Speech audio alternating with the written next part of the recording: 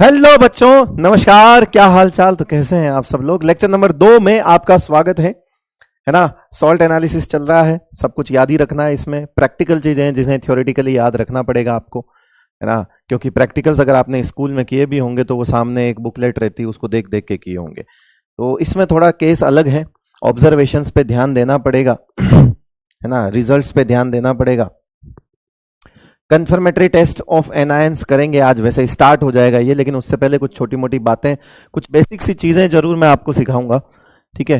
NEET के syllabus को एक बार फिर से दिमाग में फिट कर लेते हैं, क्योंकि कई बार होता है ना कि हम किसी अदर सोर्स से चीजें पढ़ रहे हैं तो हमें पता नहीं होता, पता चला हम पिछले 1 घंटे से ऐसे एनआईएन के टेस्ट पढ़ रहे हैं बैठ के किसी और सोर्स से या किसी और टीचर से या किसी और के नोट्स से जो हमारे सिलेबस में ही नहीं है नीट में, है ना। पता चले हम कुछ और ही पढ़ रहे हैं, बाइकार्बोनेट के टेस्ट पढ़ रहे हैं नहीं, ठीक है, तो फ्लोराइड के टेस्ट पढ़ रहे हैं नहीं। तो कुल मिला के ये मैं हर लेक्चर में लेके आऊंगा, वो आपको याद हो जाना चाहिए ताकि आपको पता हो, क्योंकि बहुत सारे बच्चे हैं इस चैप्टर को पता नहीं कहां कहां से पढ़े। और यूट्यूब है, वो तो कुछ भी पढ़ा लेते हैं, कुछ भी होता है कहीं पे भी कुछ भी, कोई टेलीग्राम है, यूट्यूब है, पता नहीं कोई खड़ा होकर कुछ कैसा एनआईएन पढ़ा रहा होगा।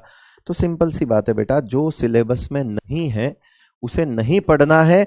और इसीलिए ये हर स्लाइड में, हर लेक्चर में ये वाली स्लाइड जरूर मिलेगी तुमको, क्योंकि पता चला 2 घंटे खराब कर दिया, पता चले ये वो एनआईएन है ही नहीं बे, ठीक है। तो ये ध्यान रखना, हम इसके लिए ही बात करेंगे। चले आगे शुरू करें।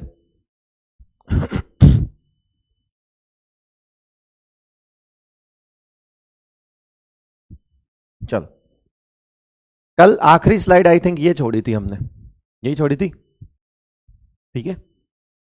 क्लोराइड, ब्रोमाइड, आयोडाइड जो है all are water soluble except AgHg2+ Pb2+। कल आखिरी वाली स्लाइड में यही छोड़ा था क्या? एक बार देख लेना, या सिर्फ क्लोराइड के लिए था ये भी देख लेना। अगर सिर्फ क्लोराइड के लिए था तो उसे ब्रोमाइड, आयोडाइड भी उसमें साथ में इंक्लूड कर दीजिए, आपका काम हो जाएगा, क्योंकि उनके लिए मैं अलग से नहीं बता रहा हूं।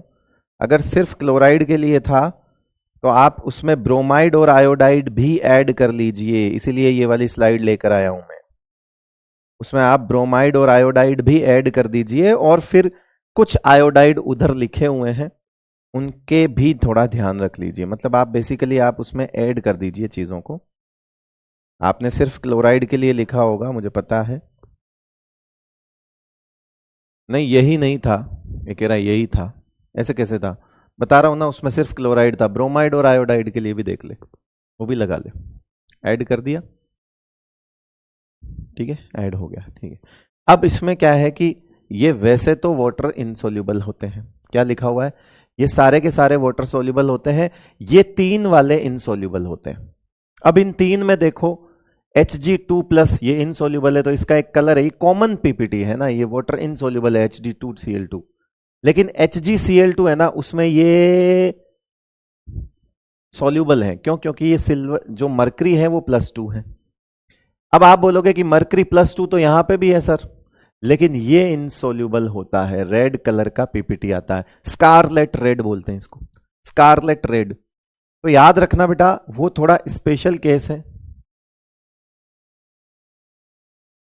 कि मरकरी तो है, तो Hg2+ है बट इनसोल्यूबल है, स्पेशल केस है, अलग से साइड में लिख दो, ठीक है। बाकी जैसे ये चीज है, ये तो यहां नजर आ रही है कि देखो +1 वाला है तो इनसोल्यूबल है, जिसके लिए हमने बात की हुई है। +2 वाला है, सॉल्यूबल है। वो +1 वाला है, इनसोल्यूबल है। +2 वाला है, इसलिए सॉल्यूबल है। मगर +2 में भी एक ऐसा है जो इनसोल्यूबल है, and the reason is highest, मतलब कह सकते हैं ना कि YHgI2 इज, है ना, YHgI2 इज इनसोल्यूबल। रीजन क्या आएगा? रीजन I- की पोलराइजेबिलिटी बहुत ज्यादा है ना, I- की पोलराइजेबिलिटी ज्यादा है, तो कोवेलेंट कैरेक्टर बहुत इंक्रीज हो जाएंगे, तो सॉल्युबिलिटी इन वाटर डिक्रीज हो जाएगी। ये मैंने आपको रीजन भी दे दिया जिसकी वजह से वो एक स्पेशल केस है मगर याद रह जाएगा।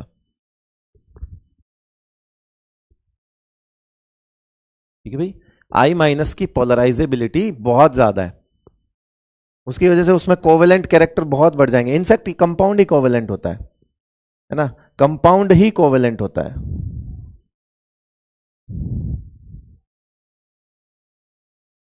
होने को ये भी कोवेलेंट कैरेक्टर वाले HgCl2 में भी कोवेलेंट होता है ना। लेकिन ठीक है, फिर बात आती है क्लोरीन आयोडाइड, क्लोराइड और आयोडाइड की लड़ाई की, तो आयोडाइड जो है वो ज्यादा सॉल्युबल होगा। ठीक है भाई, क्लियर है, नोट करो फटाफट। और जिसको जिसको याद है वो सवाल करो अभी। मैंने कहा था ना, अगर प्रॉमिस किया था कल, इनके आगे मार्क करो WIWS, कौन सॉल्युबल है कौन इनसॉल्युबल है। देख देख के मत करना, अगर कोई देख देख के करेगा, मैं आपको सिर्फ 5 मिनट दे रहा हूं, 5 ज्यादा हो गए, 3 मिनट दे रहा हूं, इनके आगे WI और WS फटाफट ऐड करो, क्योंकि वो सीधे सवाल तो यही पूछ लेगा, बता कौन सॉल्युबल है कौन नहीं।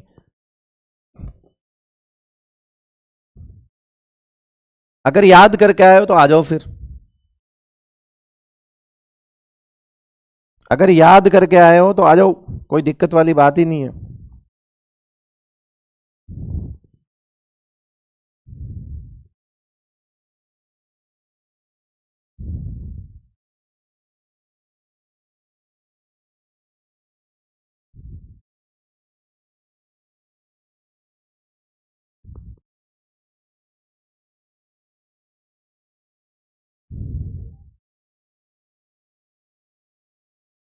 लास्ट स्लाइड का क्या करेगा अनंत मित्तल, बाद में देख लेना, सवाल कर ले मुंह के आगे जो पड़ा है वो।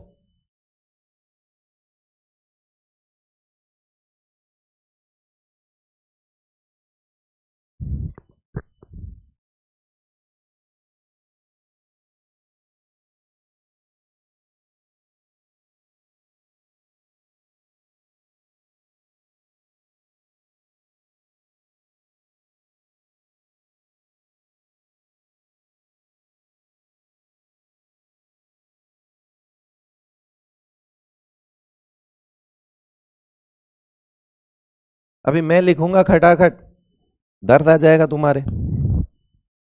होगी पंजाबी कुड़ियां सीधी और बिंदास, मोस्ट इनसोल्यूबल होता है, इसका मतलब है ये WI है। अब सारे सल्फाइड इनसोल्यूबल ही होते हैं, ठीक है, सिवाय लो फाई के और अमोनियम के, तो ये तो वाटर सॉल्युबल हो गया, और ये भी इनसोल्यूबल ही हो गया, वो तो मोस्ट इनसोल्यूबल है। सारे सल्फाइड इनसोल्यूबल ही होते हैं, तो ये भी इनसोल्यूबल है ये भी इनसोल्यूबल है। कौन से नहीं होते हैं, तो लो फाई सल्फाइड नहीं होते, लो फाई सल्फाइड सोल्यूबल होते हैं और अमोनियम सल्फाइड सोल्यूबल होता है, तो इसका मतलब है ये भी सोल्यूबल हो गया। ये लो फाई है, लो फाई कौन होता है बेटा, sodium potassium rubidium caesium. Lo fi कौन कौन से होते हैं, सोडियम पोटेशियम रूबिडियम सीजियम। फिर सारे हाइड्रोक्साइड इनसोल्यूबल ही होते हैं, तो इसका मतलब है ये भी इनसोल्यूबल ही है। ये तो सबसे ज्यादा इनसोल्यूबल है, आलू फेंका करो, ये भी इनसोल्यूबल ही होगा, ये भी इनसोल्यूबल ही होगा। लेकिन ऐसे हाइड्रोक्साइड जो लो फाई है और BSC है वो सोल्यूबल होंगे। Lo fi ammonium and BSC, lo fi ammonium तो हर जगह सोल्यूबल मिलेगा, सल्फेट में और हाइड्रोक्साइड में ये BSC का भी थोड़ा ध्यान रखना।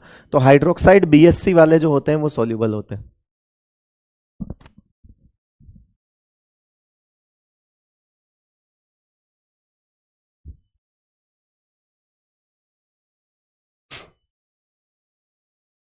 अब ये हाइड्रोक्साइड है, कैल्शियम हाइड्रोक्साइड BSC है, तो वाटर सोल्यूबल हो गया। फिर आलू फेंका करो, ये वाटर इनसोल्यूबल हो गया। Sulphate, sulphates, all sulphates are water soluble, sulphates भी सारे वाटर सोल्यूबल ही होते हैं। कौन से नहीं होते हैं, BSC नहीं होते हैं, तो BSC दिख रहा है तो बताओ, ये तो कॉपर है कैल्शियम नहीं है, तो ये तो वाटर सोल्यूबल ही होगा। नहीं, इसमें भी वो आता है ना कि आज होगा क्यों, ऐसा करके आता है ना, एक आज होगा क्यों, सल्फेट के अंदर भी, तो वाटर सोल्यूबल आज होगा क्यों नहीं, आज होगा प्रभात ही है, आज होगा क्यों नहीं है। ठीक है, एन चलो एक बार एक काम करते, चलो वाटर सोल्यूबल तो लिख लेते हैं, ठीक है, ये वाटर सोल्यूबल होगा। उसके बाद ये है PbSO4। आज होगा प्रभात। सही है, आज होगा प्रभात से चलेंगे हम। सही बात है, आज होगा प्रभात। तो ये वाटर इनसॉल्युबल है। BSC वाले भी वाटर इनसॉल्युबल हैं। उल्टा होता है, वो BSC सॉल्युबल होते हैं, ये इनसॉल्युबल होते हैं। नाइट्रेट तो सारे सॉल्युबल हो जाएंगे, बात खत्म करो। ये भी वाटर इनसॉल्युबल ही रहेगा। कॉपर सल्फेट मेरे ख्याल से सॉल्युबल ही होगा, कॉपर सल्फेट भी तो वाटर सॉल्युबल ही होगा, है ना। कॉपर सल्फेट भी जो है वो सॉल्युबल ही होगा। वो कॉपर +2 होता है ना, वो +1 होता है, ये तो +2 है, तो ये तो सॉल्युबल ही होगा। +1 वाले में लफड़ा है, +1 वाले में लफड़ा है, इसमें कोई लफड़ा नहीं है ना। मैंने लिखवाया है क्या, एक बार चेक कर लेना। मैं कंफ्यूज इसलिए हो रहा हूं क्योंकि क्या मैंने ये चीज लिखवाई नहीं हो और सवाल में दे दी हो तो दिक्कत है। ठीक है, कॉपर वाला तो सल्फेट के केस में ही नहीं है ना, बात खत्म हो गई, छोड़ो। वो तो एसीटेट में लिखवाया था मैंने। मैंने एसीटेट में ही लिखवाया था ना। एसीटेट में कॉपर का केस का ध्यान रखना था, एसीटेट में। मैंने सल्फेट में तो कॉपर +1 +2 करके माताफोड़ी करी नहीं थी, सल्फेट सारे सोल्यूबल होते हैं। चलो, एसीटेट की बात करी तो एसीटेट भी आ गया। ठीक है, सारे एसीटेट, इन सारे एसीटेट सोल्यूबल ही होते हैं, मगर ये जो आज होगा क्यों, ऐसा वाला है ना, सारे एसीटेट सोल्यूबल ही होते हैं, आज होगा क्यों वाले जो हैं वो इनसॉल्युबल होते हैं। सारे एसीटेट सोल्यूबल ही होते हैं, आज होगा क्यों, या आपने जो भी लिखा था आज होगा कांड वगैरह जो भी लिखा था उसमें हमको, तो लेड एसीटेट तो सोल्यूबल ही होगा, है ना। लेड एसीटेट सोल्यूबल है, सिल्वर एसीटेट जरूर इनसॉल्युबल होगा। लिखते जाओ, फटाफट बोल रहा हूं मैं। लेड वाले में तो इश्यू है नहीं, वो तो सोल्यूबल ही होगा। ये सिल्वर होगा, एक मरकरी +1 वाला होता है और एक कॉपर +1 वाला होता है, तो ये इनसॉल्युबल हो जाएगा। सारे क्लोराइड जो है ना, सारे क्लोराइड, बताओ क्या होते हैं, सॉल्युबल। लेकिन आज होगा प्रभात इनसॉल्युबल होता है, यानी कि ये आज होगा का है, आज का है, यानी कि इनसॉल्युबल हो गया। ये वाटर सॉल्युबल हो गया। ये Hg2Cl2 अभी पीछे आया था, HgCl2 है, लेकिन Hg2Cl2 वाटर इनसॉल्युबल है।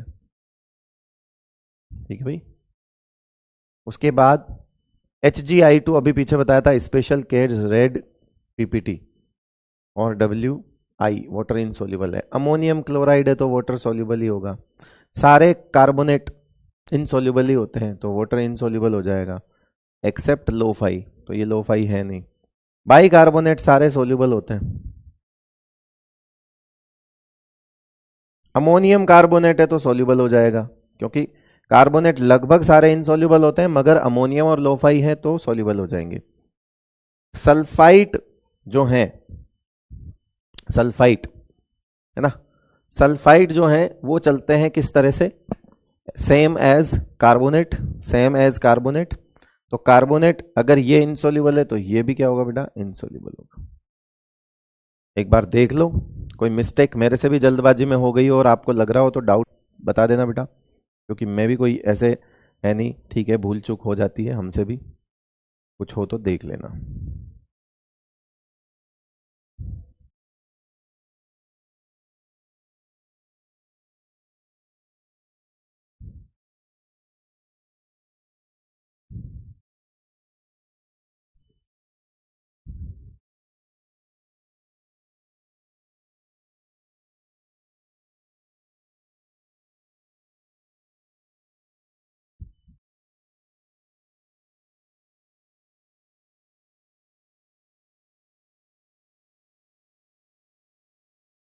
फटाफट नोट कर लो, वेट कर रहा हूं मैं।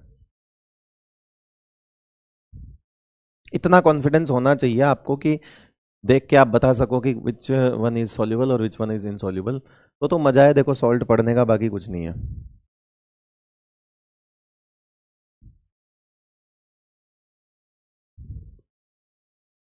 यस, लिख लिया भाई।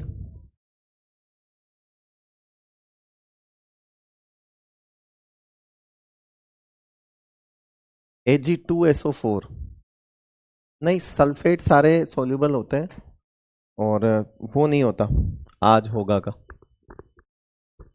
Ag2SO4 सिल्वर का नहीं होता। Ag2SO4 की KSP लो ही होती है यार, जहां तक मुझे KSP से ध्यान है।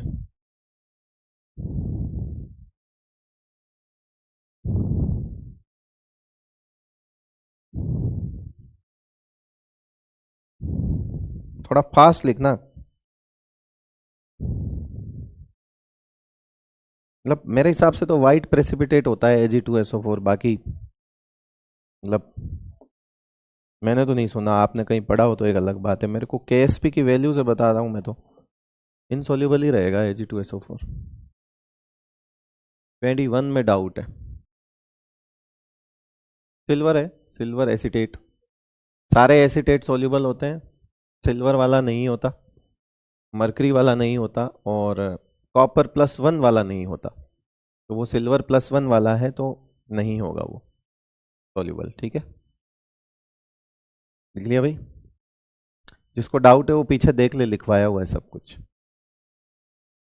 BaSO4 कहाँ है? BaSO4 बेरियम सल्फेट, हाँ BSC, हाइड्रोक्साइड के BSC सोल्यूबल होते हैं, सल्फेट के BSC इनसोल्यूबल होते हैं। BaSO4 तो बहुत खतरनाक है, बेरियम सल्फेट तो इतना खतरनाक है कि HCl और HNO3 में भी नहीं घुलता, पानी छोड़ो, है ना। बेरियम सल्फेट तो इतना खतरनाक है कि HCl और HNO3 में भी नहीं घुलता, पानी की बात छोड़ दो तुम। इसीलिए तो बेरियम सल्फेट का जो लिक्विड का गोल है वो हमें गैस्ट्रो इंटेस्टाइनल ट्रैक्ट का, अगर GIT ट्रैक्ट का एक्सरे करवाना होता है तो एक्सरे कहाँ होता है? जहां पे पीछे ओपैक्यू एजेंट, यानी कि जो रिफ्लेक्ट कर पाए, जो हड्डियां हमारी होती है वो तो क्या करती है कि जहां हड्डी है वहां तो एक्सरे हो जाएगा, बट कई बार होता है कि GIT ट्रैक्ट का भी एक्सरे लिया जाता है, तो उसमें BaSO4 का लिक्विड पहले पिलाया जाता है कि पी जा, आंख बंद करके पी जा। वो BaSO4 पीने के बाद वो उसमें व्हाइट एजेंट की तरह काम करेगा, व्हाइट व्हाइट PPT होता है इसका, और क्योंकि पेट में तो HCl है तो वो उसमें भी नहीं घुलता, तो जिस भी माध्यम के जरिए आप सोच रहे हैं वो उस माध्यम से वापस निकल जाता है। 9 भी ठीक है, वाटर सॉल्युबल है, सारे हाइड्रोक्साइड जो हैं वो इनसोल्यूबल होते हैं, बट अमोनियम, अरे अमोनियम देख के कौन डाउट कर रहा है भाई? अब ऐसे तो तुम पूछते ही रहोगे, कोई बात नहीं, मैंने लिख दिया, सही है, नोट कर ले। चल एक बार इनको इज्जत दे दो थोड़ी सी, कि बता दो बेटा मेरे से भी कोई गलती हो गई हो तो, ये गलतियां बता रहे हैं।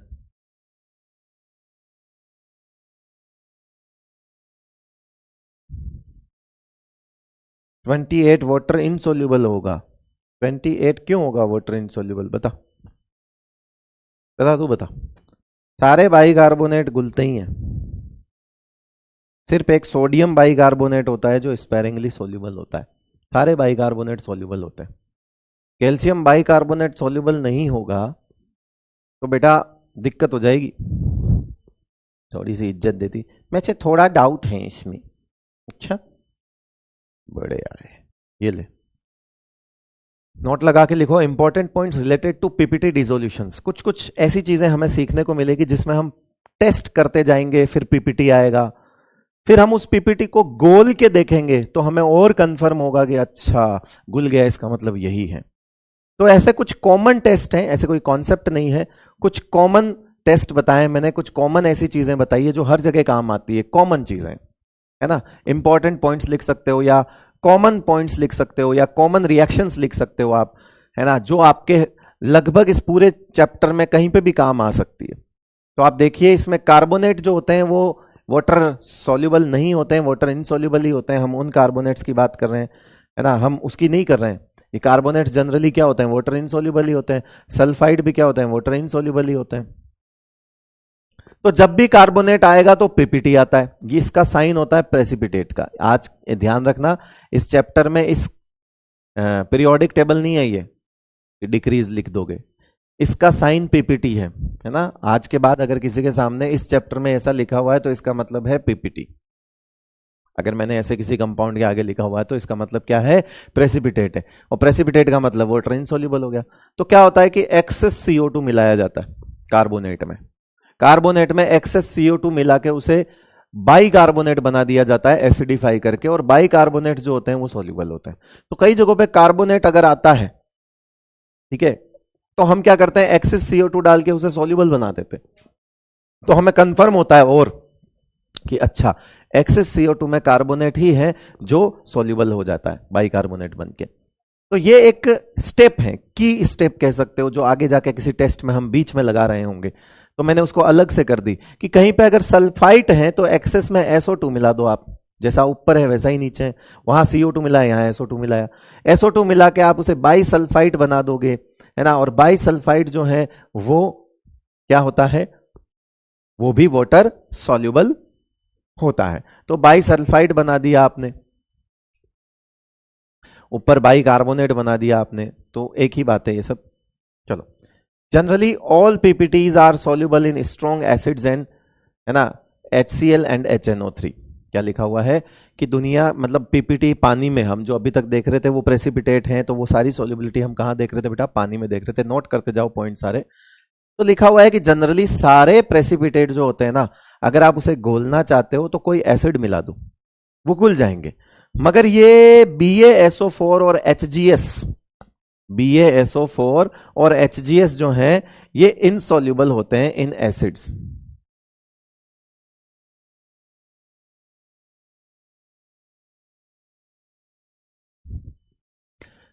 है ना, इन दो को थोड़ा अलग से ध्यान रखना पड़ेगा।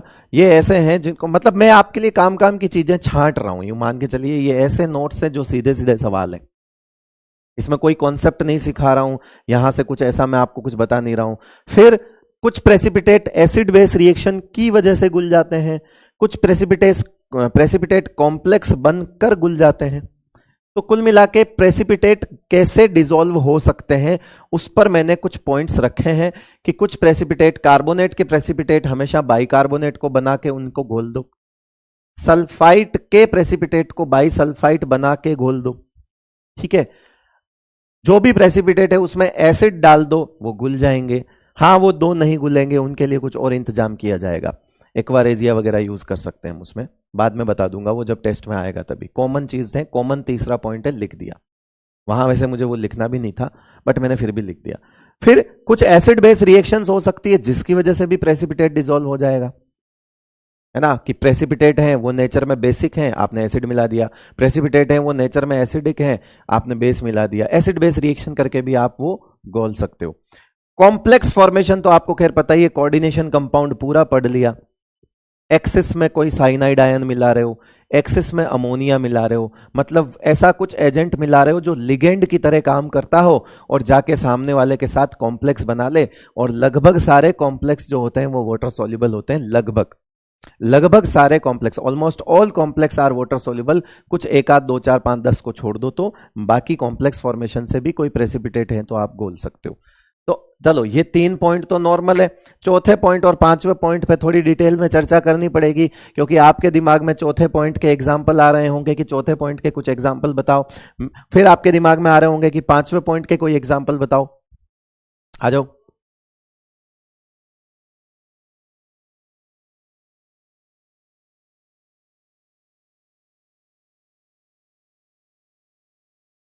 ये आपके दिमाग में छोटी छोटी चीजें भरी जा रही हैं, मतलब मेरे कहने का मतलब है कि ये एक ऐसी चीजें हैं जो आपको आगे चलना सिखाएगी।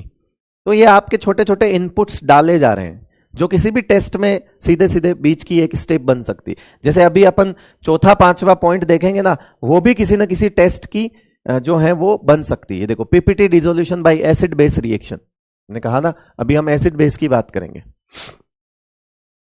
देखो, डी ब्लॉक वालों में हम कुछ इस तरह से चीजों को देखते हैं कि +1 +2 +3 वाले बेसिक होते हैं, +4 वाले एम्फोटेरिक होते हैं, और 5 6 7 8 वाले नेचर में एसिडिक होते हैं। ठीक है, अच्छा, किसको याद है कि एल्यूमिनियम हाइड्रोक्साइड जो है वो पहली चीज तो वाटर इनसॉल्युबल है। All hydroxides are water insoluble, most insoluble is आलू फेंका करो, तो ये एल्यूमिनियम हाइड्रोक्साइड का व्हाइट जिलेटिनियस पीपीटी होता है। याद रखना बेटा, पूरी इस सॉल्ट एनालिसिस केमिस्ट्री में व्हाइट जिलेटिनियस पीपीटी दो ही देते हैं, एक तो एल्यूमिनियम हाइड्रोक्साइड, दूसरा जिंक हाइड्रोक्साइड। वापस सुन लो, white gelatinous PPT, white gelatinous, उसके सामान सट्टे सारे ले जाना।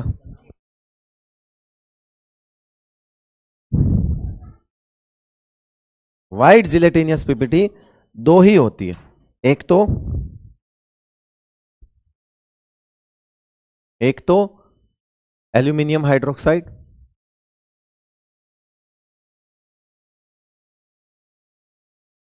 अगर कार्बोनेट पीपीटी है तो क्लास बी में क्यों नहीं है?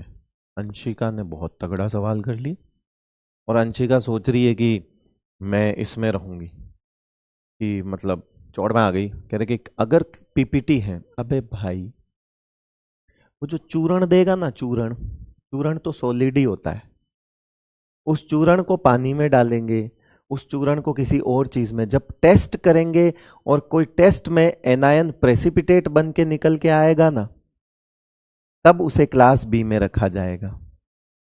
पीपीटी टाइप की कुछ रिएक्शंस हम देखेंगे ना, उसे क्लास बी में रखा जाएगा।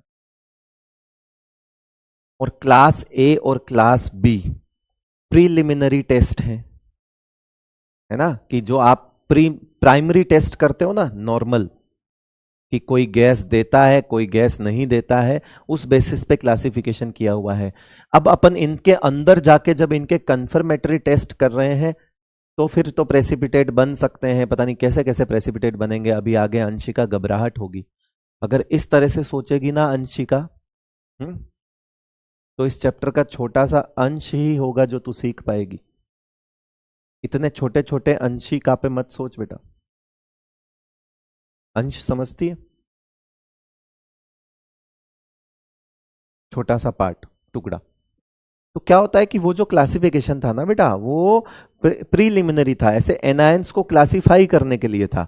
अभी हो गया वो, अभी हम क्या कर रहे हैं, टेस्ट की तरफ जाएंगे। अब अंदर जाएंगे तो कार्बोनेट के टेस्ट में प्रेसिपिटेट भी बनेंगे, अलग अलग तरीके हैं, बनाएंगे अपन। वो तो क्लासिफिकेशन था, क्लासिफिकेशन। और क्लासिफिकेशन का बेस था क्या, कि कौन गैस देता है कौन नहीं देता है, दैट्स इट।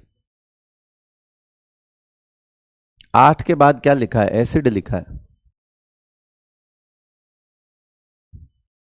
रोस्ट नहीं किया है, बहुत ही खुद को उलझाने वाली बात है ये।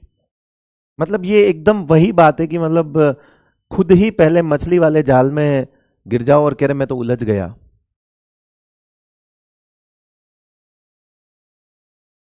ये मतलब ठीक है, डाउट आ सकता है, पर इतना वाहियात। अरे भाई वो क्लासिफिकेशन का बेस था ना।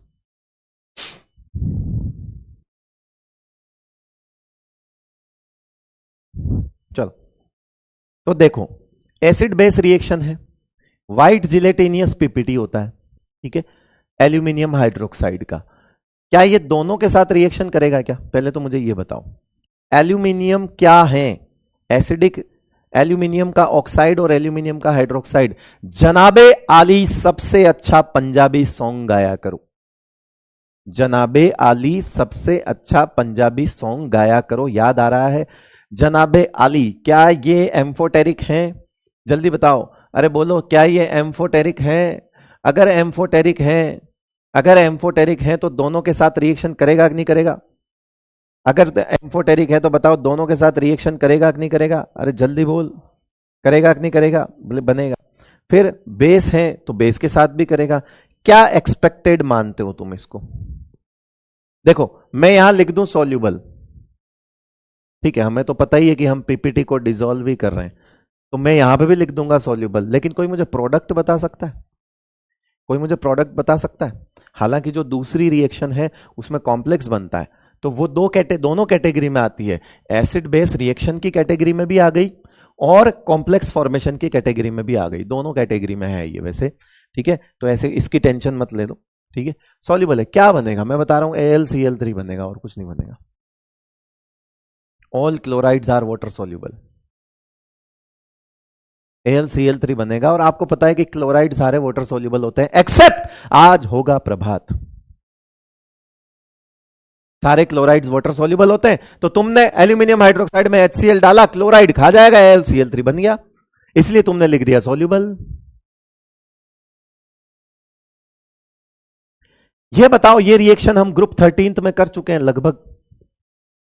बताओ, ये रिएक्शन ग्रुप 13 में कर चुके हैं। ग्रुप 13 में एल्यूमिनियम की रिएक्शन करी थी बेस के साथ, जो लास्ट फाइनल प्रोडक्ट बना था। एक्सेस लिखा हुआ है, क्या लिखूंगा? NaAlOH का होल 4। अरे बोलो, याद करो, बोलो, नाम लिखा था सोडियम टेट्रा हाइड्रोक्सिडो एल्यूमिनेट 3।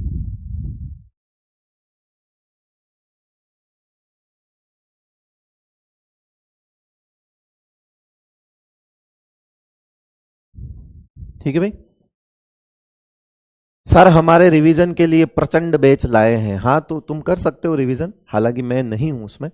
मैं वो वन शॉट सीरीज बाद में आती है ना, एक कौन सी, उम्मीद उम्मीद, उसमें पढ़ाऊंगा थोड़ा बहुत। इतना लंबा बुढ़ापा आ गया बेटा यार। यस, अब देखो, बताओ, ये क्रोमियम है, कहां पर है? +3। जनाबे आली सबसे अच्छा पंजाबी सॉन्ग गाया करो, काश काश काश करो। और क्रोमियम +3 में M4 होता है, ये तो पता ही होगा। क्रोमियम +3 और जिंक +2, ये क्या होता है बेटा? ये भी M4 होते हैं, याद है? तो ये भी तो रिएक्शन करेगा। बताओ क्या बन जाएगा? ये भी सॉल्युबल प्रोडक्ट बोल राजा, प्रोडक्ट बोल, क्या बनेगा? जल्दी बता, जल्दी बताने का। और ये भी क्या बन जाएगा? सॉल्युबल बन जाएगा। क्या ये दोनों को रिएक्शन कर देगा? ये घुल जाएंगे, ये दोनों रिएक्शन करके क्या होगा? घुल जाएंगे बेटा, ठीक है। चलो, प्रोडक्ट उसके लिए तो मैंने इसलिए याद करवाएं कि वो अपने सिलेबस में, इसके अभी नहीं भी याद करोगे तो चलेगा, कोई दिक्कत वाली बात नहीं है। बनेगा वैसा ही कॉम्प्लेक्स और वैसा ही कुछ CrCl3 बनेगा, but don't worry about that, चिंता ना करें। मैं हमेशा याद कोशिश करता हूं कि छोटी छोटी जगह पर मैं तुम्हारा स्ट्रेस बचाऊं। जरूरत नहीं है यहाँ पे प्रोडक्ट की, बस इतना सा याद है कि इतना जरूर ध्यान रखना कि ये एम्फोटेरिक है तो एसिड बेस दोनों के साथ रिएक्शन कर जाएगा, ठीक है। एसिड और base, acid and base, dissolution bye acid and base reactions, ठीक है। तो एसिड के साथ भी, बेस के साथ भी। नाउ ये क्या है? आयरन +3 है, +3 वाला क्या होता है? बेसिक होता है। हालांकि क्रोमियम +3 में एम्फोटेरिक होता है, उसको अलग से ध्यान रखो। ये बेसिक है। अब बेसिक है तो बताओ, बेस बेस के साथ रिएक्शन करेगा क्या? नहीं करेगा, ये इनसोल्यूबल ही रहेगा। सर इनसोल्यूबल क्यों हुआ? अरे वहीं पे भी तो इनसोल्यूबल ही है, तो इधर भी इनसोल्यूबल ही रहेगा जब रिएक्शन नहीं करेगा। तो क्या यहां रिएक्शन करेगा? करेगा। यहां क्या हो जाएगा? सोल्यूबल। क्यों आया ये फर्क? क्योंकि ये बेसिक है और बेसिक बेस से रिएक्शन नहीं करेगा, इसलिए जैसा है वैसा ही रहेगा। कैसा था? ऐसा ही था। क्या था ये? वाटर सोल्यूबल था या वाटर इनसोल्यूबल था? तो रेड ब्राउन पीपीटी था। आलू फेंका करो, रेड ब्राउन पीपीटी था, वाटर इनसोल्यूबल है। ये भी वाटर इनसोल्यूबल है। आलू फेंका करो, तीनों हाइड्रोक्साइड आपके सामने।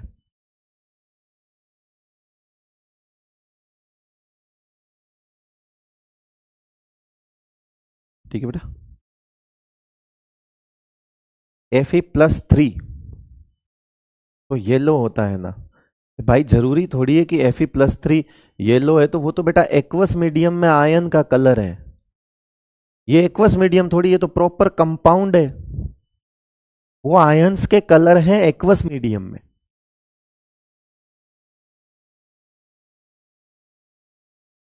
ये चीज तो इनसोल्यूबल है ना, ये तो कंपाउंड है अलग से। कंपाउंड में और आयंस का एक्वस में कलर दिखाना अलग अलग चीजें हैं दोनों।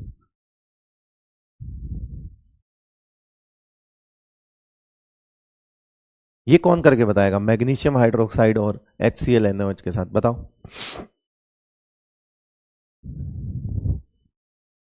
ये है तो पीपीटी, वाटर इनसोल्यूबल। बताओ क्या बनेगा ये? क्या ये NaOH के साथ रिएक्शन करेगा? नहीं करेगा, तो इनसोल्यूबल है। कर जाएगा इसके साथ तो सॉल्यूबल हो जाएगा, MgCl2 बन जाएगा, ठीक है। क्या बन जाएगा बेटा? MgCl2। बेसिक है तो बेस के साथ तो करेगा नहीं, बेसिक है तो बेस के साथ करेगा नहीं। चलो फटाफट नोट करो, आगे बढ़े, आगे बढ़ो भाई।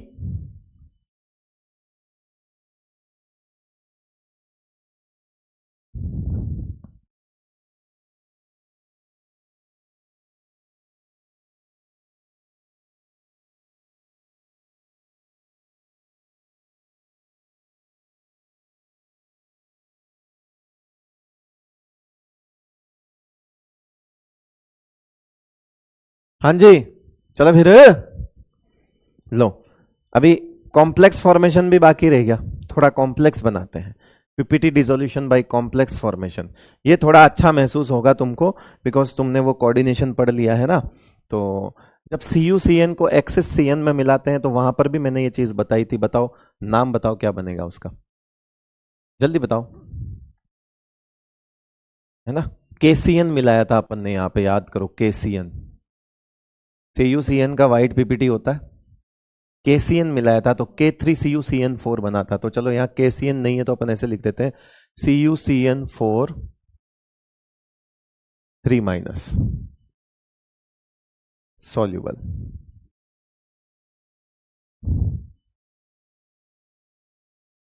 याद है ये चीज, K3CuCN4 याद करो, हाँ बताया हुआ है मैंने। NiCN2 है, ये पीपीटी होता है ग्रीन। अब साइनाइड का कॉम्प्लेक्स बनाएगा Ni, वो जिसकी स्क्वायर प्लेनर ज्योमेट्री होती है NiCN4, और यहां आ जाएगा क्या 2 माइनस सॉल्यूबल। कोबाल्ट का XSCN के साथ एक ऐसा कॉम्प्लेक्स बनेगा जिसमें ट्रांसफर रूल लगा था, याद करो क्या बनेगा, कोबाल्ट CN, ठीक है, 6 4 minus soluble.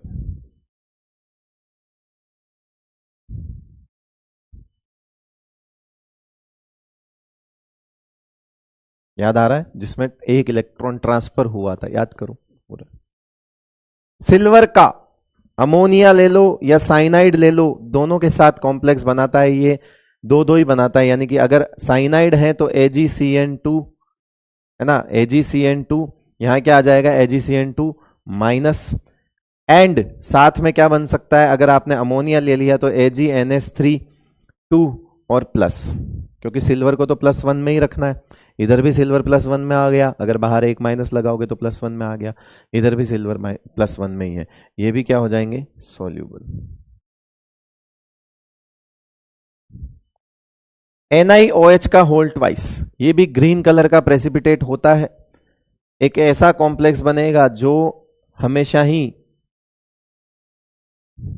NiNH3 6 2 sp3d2 always outer, क्योंकि D8 में इनर पॉसिबल नहीं है। अगर 6 कोऑर्डिनेशन नंबर हो और D8 है तो इनर पॉसिबल नहीं है, तो NiNH3 6 2 हो जाएगा। बताओ क्या ये भी सॉल्युबल हो गया? ये आप बोलोगे सर ये सब हमें क्यों लिखवा रहे हो? मैं बोलूंगा बेटा ये इतने कॉमन है कि ये मेन एग्जाम में सीधे आते हैं, तो मैं कुछ कर नहीं रहा, मैं ये बीच बीच में किसी टेस्ट में लिखे होंगे, मैं वहां बनाऊंगा। इससे अच्छा मैंने छांट लिए काम काम की चीज कॉमन।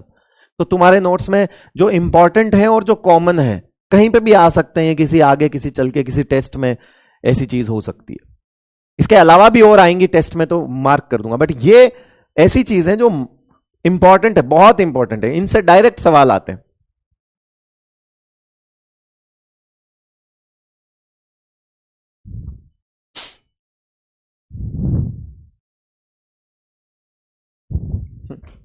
ऐसा नहीं कि मैंने सब सिखा दिया तुमको, ऐसा नहीं कि दुनिया ये 5-6 कॉम्प्लेक्स बनेंगे इसके अलावा कोई कॉम्प्लेक्स नहीं बनेगा, नहीं नहीं। Most common and most important उठाए हैं जिनसे सवाल आते हैं। बाकी छोटी मोटी चीजें ड्यूरिंग द टेस्ट समझाता रहूंगा कि देख रहे बेटा इसने कॉम्प्लेक्स बना लिया। तो सर आप अभी ये क्यों करा रहे हो? क्योंकि ताकि तुम्हें उस टाइम अटपटा ना लगे कि जैसे ही मैं बोलूं कि देख बेटा कॉम्प्लेक्स बन गया, तुम बोलोगे ऐसे थोड़ी है, मर्जी पड़े जो बोल रहा है, देख बेटा यहां कॉम्प्लेक्स बन गया, ये प्रेसिपिटेट डिसॉल्व हो गया। अब तुम इस चीज से पहले से थोड़ा सा समझ चुके हो कि यार कॉम्प्लेक्स बनता है तो प्रेसिपिटेट डिसॉल्व होता है, ये तुम्हें पता चल गया है ना। और 5-6 सबूत ले आया मैं तुम्हारे सामने। अब अगर मैं किसी टेस्ट में जाके कोई पीपीटी बनेगा और आगे जाके कोई कॉम्प्लेक्स बना के उसे डिसॉल्व करूंगा, तुम्हें उतना गंदा नहीं लग रहा होगा, लगेगा थोड़ा तो कि बढ़ाया जा रहा है, माल बढ़ाया जा रहा है, लेकिन अच्छा महसूस होगा कि तुम्हें, हाँ कि ठीक है यार, कॉम्प्लेक्स फॉर्मेशन में प्रेसिपिटेट डिसॉल्व होता है, ठीक है हमने सीखा है ये चीज। तो कहते हैं ना कि फैमिलियर बनाने वाली सी बात है ये जो मैं कर रहा हूं ना, ये तुम इस चीजों से फैमिलियर हो जाओगे। देखो जिसने, एक कह रहा है हमने प्रैक्टिकल्स नहीं किए हैं, देख बेटा तूने किए हैं, है ना, किसी ने किए हैं या किसी ने नहीं किए हैं, है ना, मैटर नहीं करता, सवाल आएगा यहां से, बात खत्म। ठीक है, मैटर ही नहीं करता, सवाल करो वो मैटर करता है। लगा पोल?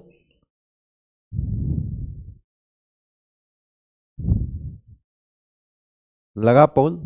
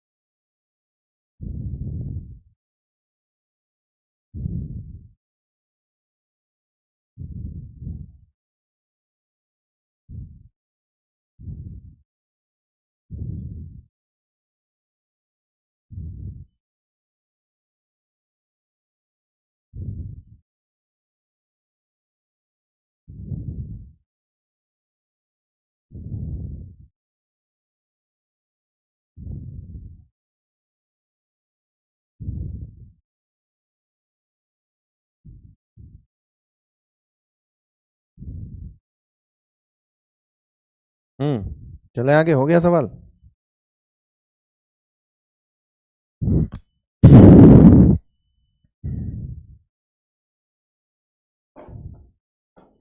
क्या कह रहा है? Which of the following gelatinous PPT? पहली चीज तो इसने जिलेटिनियस पीपीटी बोल दिया, जिलेटिनियस पीपीटी बोलते ही सवाल तो वहीं खत्म हो गया, सवाल तो वहीं खत्म हो गया मेरे भाई, सवाल तो वहीं खत्म हो गया। 58% लोगों ने ही अभी सवाल दिया है सिर्फ, है ना, क्योंकि ये तो वो है तुक्के वाले, इनको तो मैं गिनता ही नहीं है, ये ऑल ऑफ दीज वाले तो मैं कुछ मानता ही नहीं, है ना, इनसे बड़ा गधा नहीं है कोई, जो भी ऑल ऑफ दीज देख के हमेशा ऑल ऑफ दीज लगाता है ना, वो गधा नहीं है, ठीक है, वो तो उससे बड़ा गधा कोई नहीं है। जिलेटिनियस पीपीटी मैंने अभी चिल्ला चिल्ला के बोला था, दो ही होते हैं, एक तो एल्यूमिनियम हाइड्रोक्साइड और एक जिंक हाइड्रोक्साइड। जिंक हाइड्रोक्साइड इसमें दिया नहीं है ऑप्शन में, तो आंसर एक ही बचा, फिर क्यों इतना दिमाग लगा रहे हो?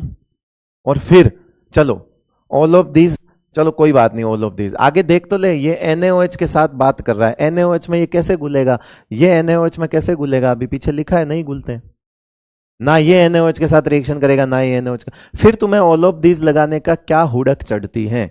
तुमने मेरे को बेवकूफ समझाएगा है कि ऑल ऑफ दीज देखा तो सवाल नहीं पढ़ेंगे, ऑल ऑफ दीज देखा तो सवाल ही नहीं पढ़ते, बहुत सारे ऐसे बच्चे हैं जो ऑल ऑफ दीज देखते हैं तो सवाल नहीं पढ़ते। बेटा ये हरकतें छोड़ दो,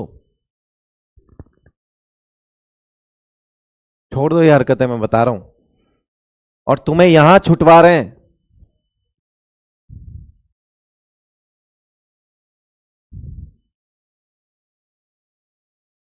कौन सा ऐसा प्रेसिपिटेट है जो HCl और HNO3 में भी नहीं घुलता, है ना, HCl और HNO3 में भी नहीं घुलता? अभी इसमें एक डाउट है, क्योंकि अभी HGS का कलर तुम्हें नहीं बताया है मैंने, है ना, तो कोई बात नहीं, ये सवाल मैं करवा देता हूं। एक्चुअली जो HGS है वो ब्लैक पीपीटी होता है बेटा,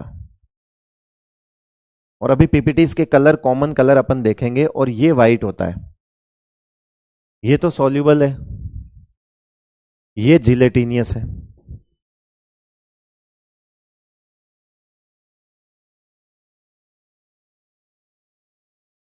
तो बचा कौन?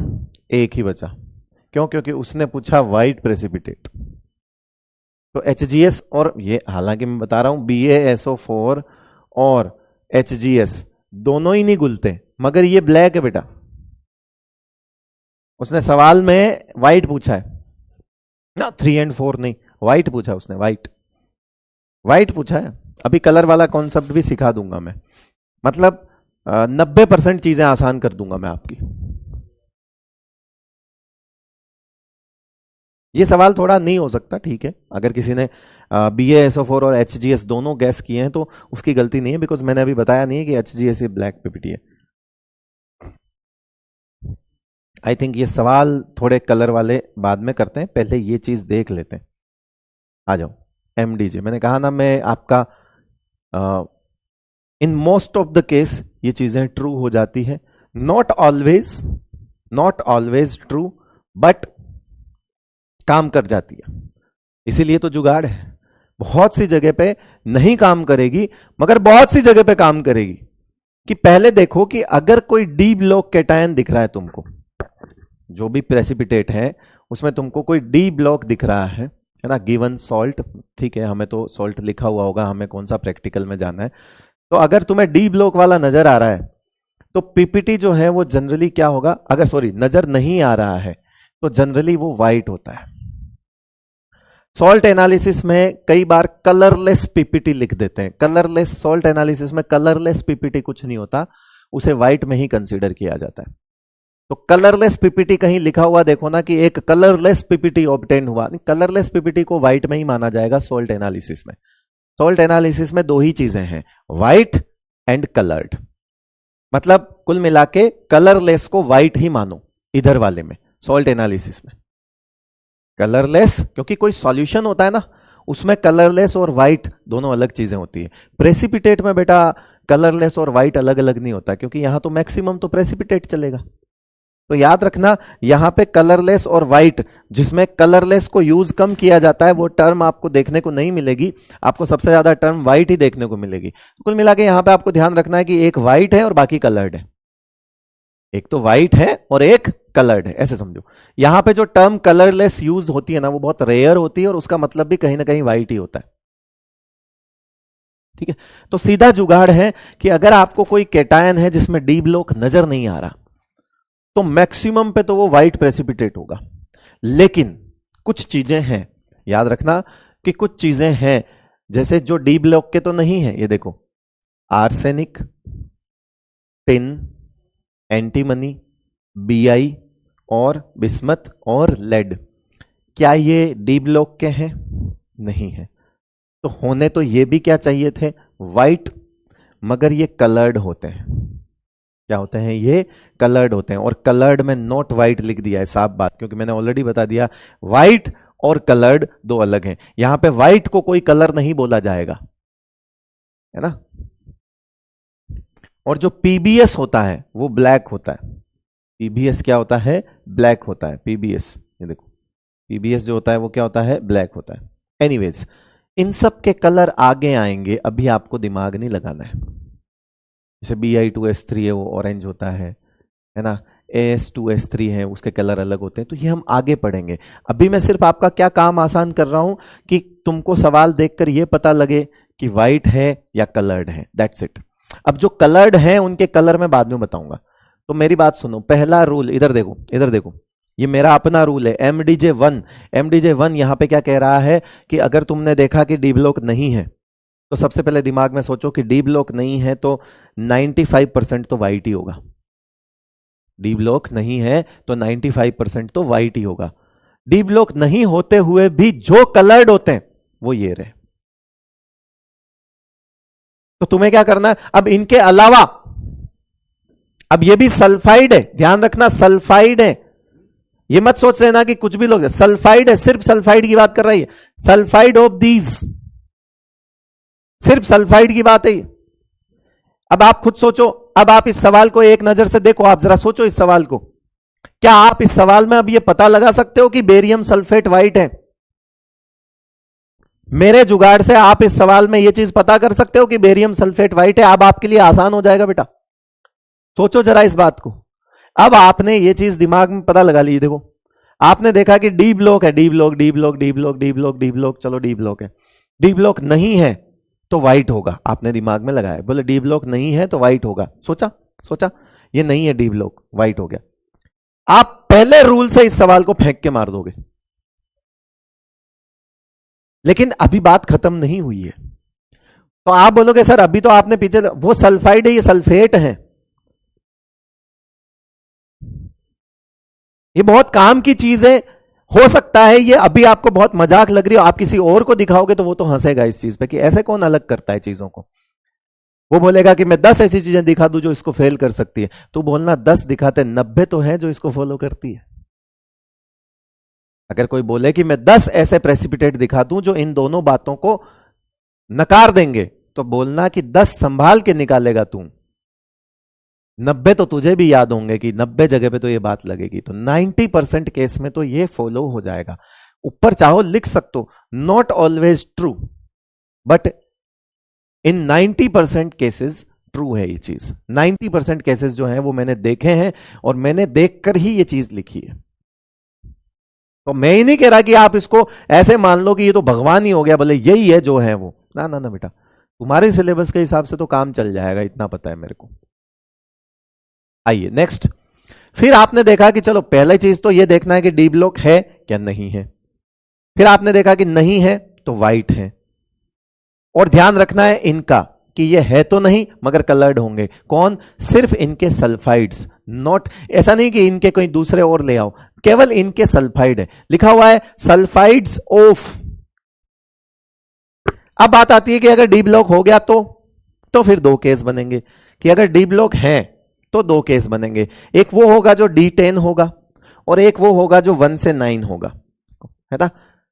चार्ज से पता लग जाएगा कि उस वो D10 कॉन्फ़िगरेशन है ना। जैसे जिंक +2 है तो D10 कॉन्फ़िगरेशन है। जो D10 होंगे वो वाइट होंगे, यहां पर भी वापस वाइट आ जाएंगे। जो D10 होंगे डी ब्लॉक में भी वाइट हो सकते हैं, जो D10 होंगे वो वाइट होंगे। मगर कुछ D10 ऐसे होते हैं जिनके कलर्स होते हैं और वो DD ट्रांजिशन की वजह से नहीं होते हैं, इसलिए वो कलर्ड होते हैं। देखो AgBr pale yellow, AgI yellow, CDS yellow, HGS पीछे बताया ब्लैक, HgI2 रेड।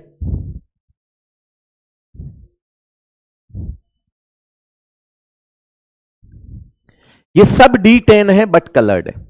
अब इनके अलावा अगर कोई D10 दिख जाए तो व्हाइट लिख देना। जिंक का कोई भी दिख जाए, अभी पीछे जिंक हाइड्रोक्साइड था, जिलेट व्हाइट जिलेटिनियस पीपीटी, ऐसे पूरा नाम लिखते हैं उसका, उसके आगे भी व्हाइट लगा हुआ है, white gelatinous PPT.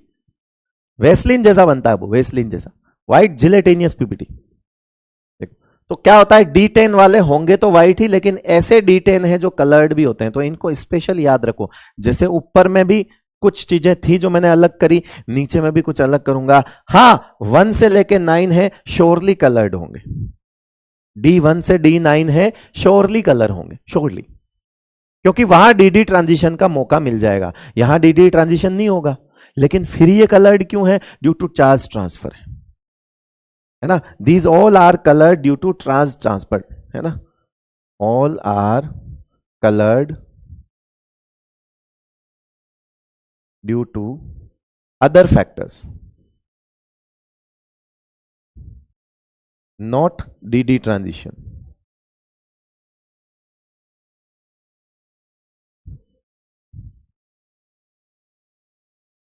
Yes, KMnO4 में भी तो चार्ज ट्रांसफर ही था, बट KMnO4 में भी तो चार्ज ट्रांसफर ही था, तो मैं भी बोल रहा हूं।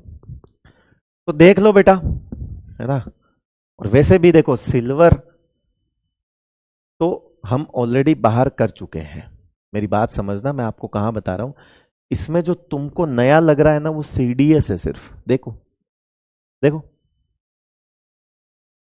मैं बताऊं तुम्हें, आसान कर दूं तुम्हारा काम, आसान कर दूं पक्का।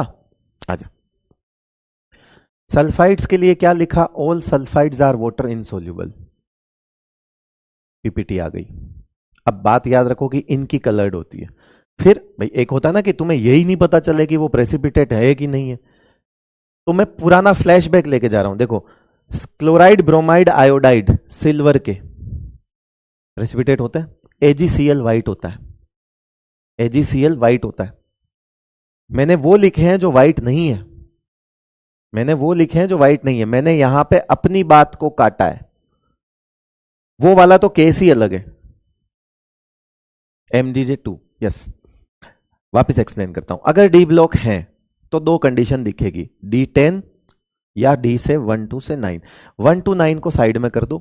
अगर आपको D1 से D9 के बीच में कुछ दिख रहा है कॉन्फ़िगरेशन, कलर्ड होगा, व्हाइट तो नहीं होगा, ठीक है। अब कलर क्या होंगे वो तो बाद की बात है, जरूरत होगी तो याद करेंगे, नहीं तो नहीं करेंगे, घबराओ मत। उसके बाद D10 हो गया, तो D10 हो गया तो white, except these few examples, 1 2 3 4 5, जिसमें से ये वैसे याद हो गया कि ये तो कलर्ड प्रॉपर्टी याद रखना है ना, ये पोलराइजेबिलिटी की वजह से होते हैं कलर्ड, क्योंकि Br माइनस और I माइनस की पोलराइजेबिलिटी बहुत ज्यादा हो जाती है, इसलिए कलर आ जाता है। कैडमियम सल्फाइड जो होता है वो चार्ज ट्रांसफर की वजह से कलर होता है येलो। HgS भी होता है, और HgI2 भी रेड स्कारलेट कलर होता है। तो ये आपको HgS ब्लैक दूसरी बार आ गया है, यहाँ पे HgI2 तीसरी बार आ चुका है लाल कलर, ये याद हो जाने चाहिए आई थिंक अब, है ना। ठीक है भाई, देखो यार चीजें तो हैं, अब याद तो करनी पड़ेगी, मैं क्या कर सकता हूँ, चाय मैं चाय पी सकता हूँ, पी लेता हूँ, मेरे हाथ में वही है। रवि किससे बात कर रहा है? ले चाय पिला दे, बढ़िया सी बनी हुई है, बनाएगा, कॉफी बना दे, लेकिन वो बनाना ऐसी कि जहाँ पा जाए। हाँ हाँ, चुपके चुपके बात कर रहा है रवि।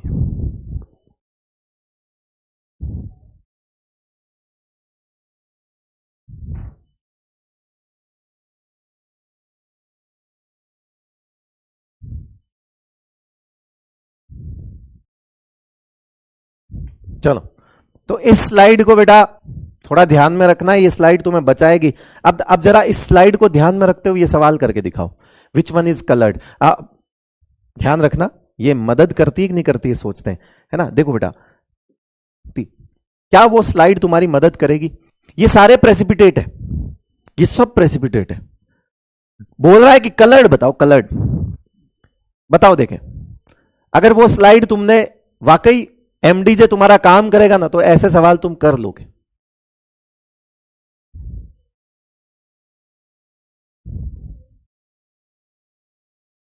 एक कह रहा है वो अपनी वाइफ से बात कर रहे होंगे, वो वाइफ से कर रहा होता तो मैं ऐसे बोलता ही नहीं बेटा।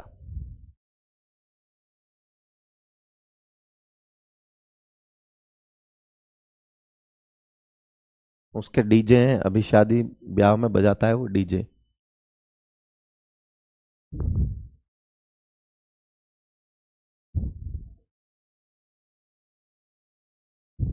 देखते हैं मेरा एमडीजे काम करता है कि नहीं करता है, लगाएंगे दिमाग जरा, सोचते हैं। सीरियसली सिर्फ 26% लोगों की बात समझ आई क्या वो? अरे भाई, not D block, not D, D but D10 white, ये है D3 chromium +3 D3 green colour का होता है। अब तुम्हें कलर याद नहीं है, वो नहीं पूछ रहा है कलर, तुम तो कलर्ड पूछ रहा है। 26% लोगों ने, अब 48% ने तो गलत लगा दिया ना। टाइम टाइम क्या कर रहे हो, बकवास क्या कर रहे हो मेरे सामने। जिंक तो बेचारा कहीं पे कोई कलर ही नहीं दिखा सकता, जिंक तो ऑलवेज व्हाइट होता है। नहीं समझ आया किसी के? कोई बात नहीं। हाँ सर, तो आप मजाक क्यों कर रहे थे? कौन सा मजाक करना मेरे को?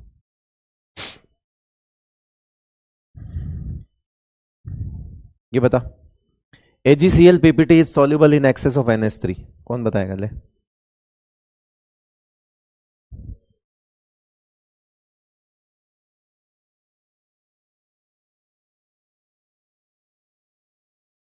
एक लगी पड़ी है कि बीवी नहीं होगी तो सिस्टर होगी, आप मजाक क्यों कर रहे हो? क्या चाह रही तुम, उसको यहां खड़ा करके बुलवा दूं? है पीछे पड़ गई बात के, चुंबक है क्या? मेरे से ज्यादा मतलब तो तेरे को हो गया अब कि वो किससे बात कर रहा था।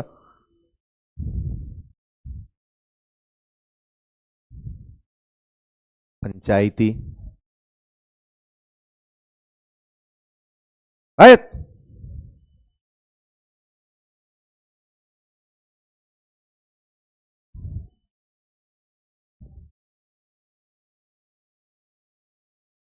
अब ये भी किसी ने गलत किया होगा ना, कूटूंगा बहुत गंदा। ठीक है, हालांकि इसमें भी हैं गधेड़े, एसिड बेस रिएक्शन कर रहे हैं, तुक्के लगा रहे हैं, कह रहे आ जा, क्या आ जा।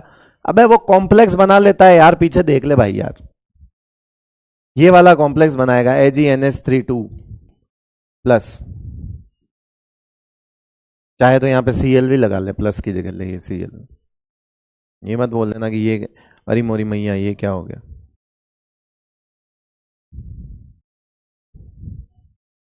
तू कर ले यार भाई, तू बोर्ड, तू भी इनके जैसा ही हो गया है यार।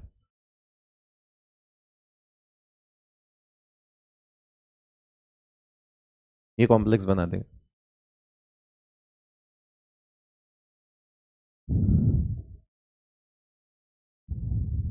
आ जाओ, ये करके दिखाओ, ये ये ये करके दिखाओ।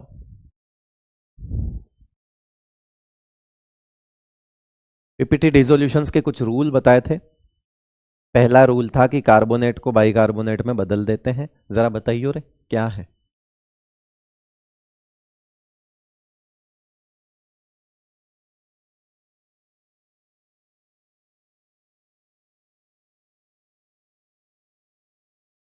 सोच सोच सोच सोच।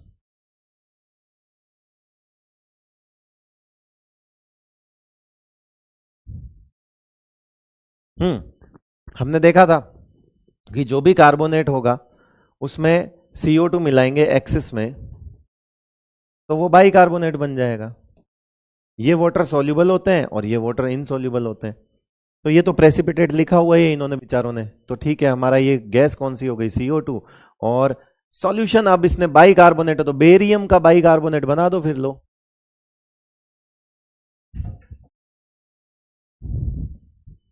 ये पूछ रहे हैं तू किससे बात कर रहा था।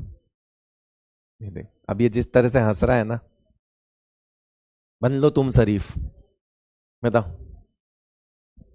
बन लो। ये जिस तरह से हंस रहा है ना, कोई देख के बता देगा कि किससे बात कर रहा था।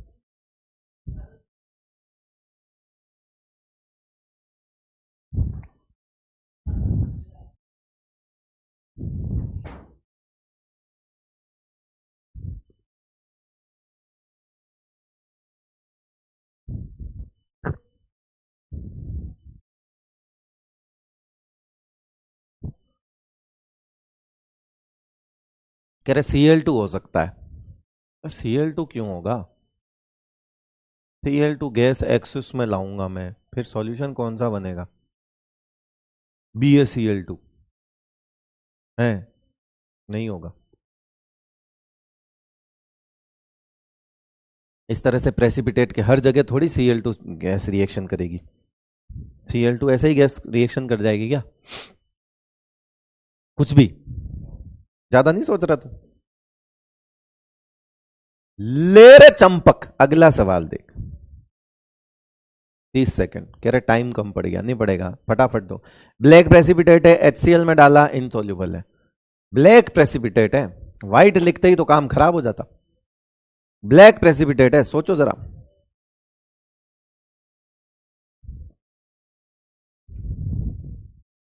फेस रिवील करो। अच्छा,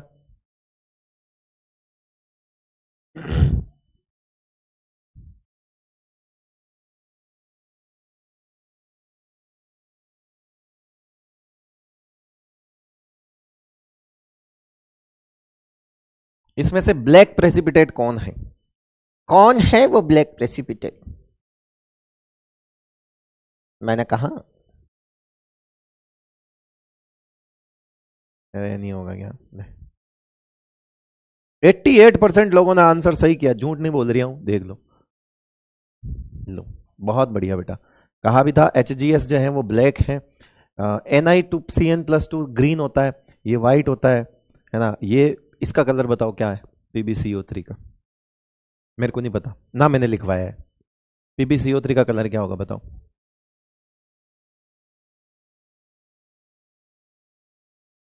सत्यम सिद्धार्थ कह रहा है कि ABCD में से कोई एक होगा। सही बात है, बोल दूं, सत्यम सही बता।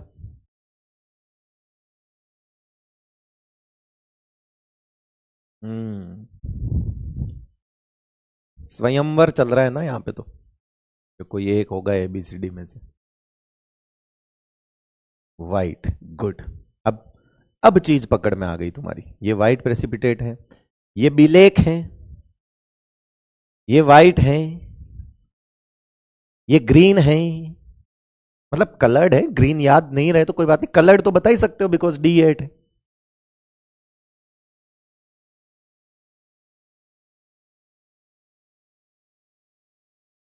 अब समझ आया MDJ का, औकात पता चली गया MDJ की। ले लिख, औकात ले।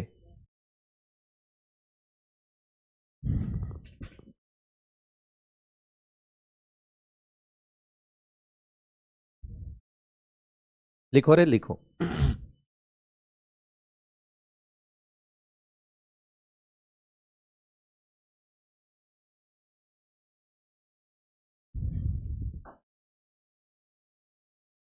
पर आपको कैसे याद है, 12 साल हो गए। हालांकि इस चैप्टर को तो पढ़ाते हुए 2 ही साल हुए हैं, इसको खुद पढ़ा था 12 साल पहले।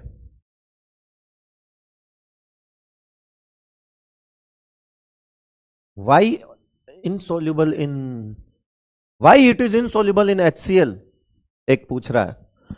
This is insoluble in HCl due to its very very very low solubility product KSP, you know. बस इतना ही है, रीजन नहीं है, reason KSP is the reason. लिख लिया भाई, आगे बढ़ूं? ये बोलर है भाई।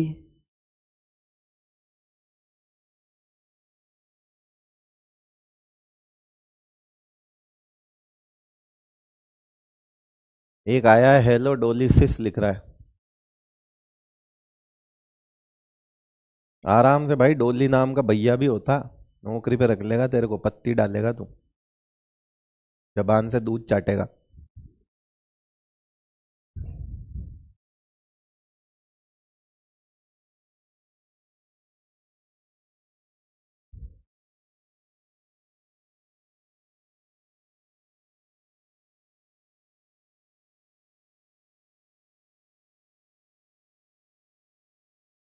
PB वाइट नहीं होता, अभी एक पीछे आया कह रहा PB तो वाइट नहीं होता, अबे PBS ब्लैक होता है, वो PbCO3 है, ये सल्फाइड है। मैंने जूता फेंक के मारना है, वो सल्फाइड लिखा है ब्लैक।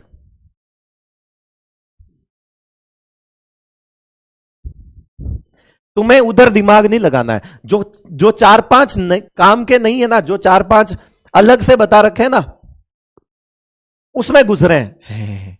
अबे वो तो देख ले।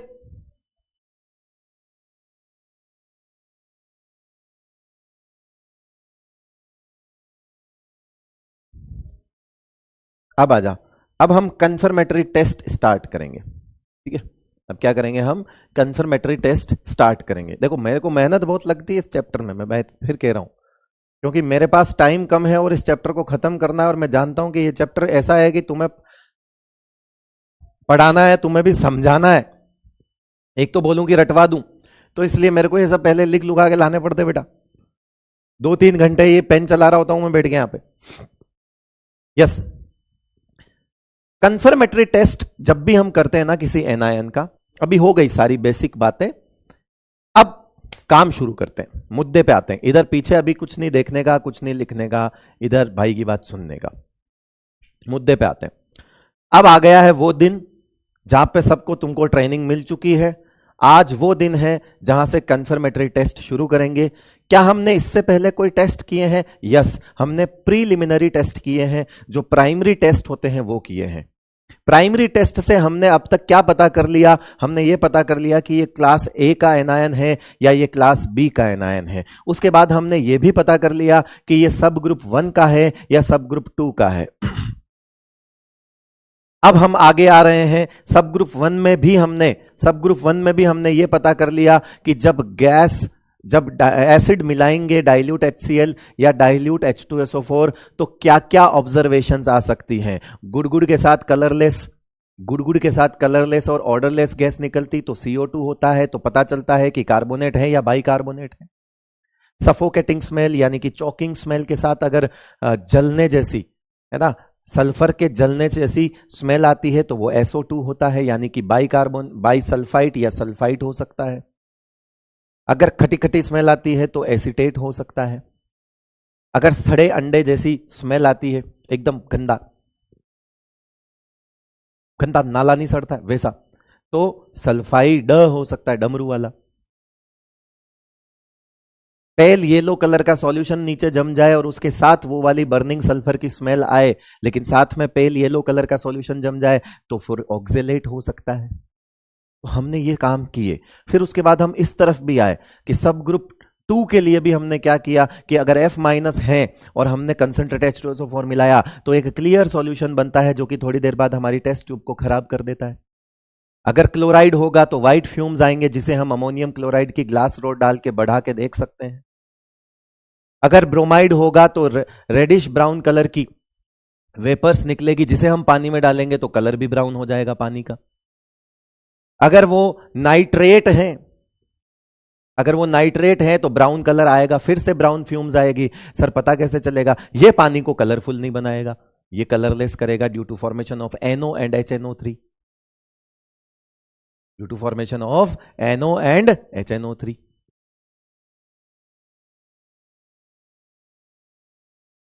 ठीक है भाई।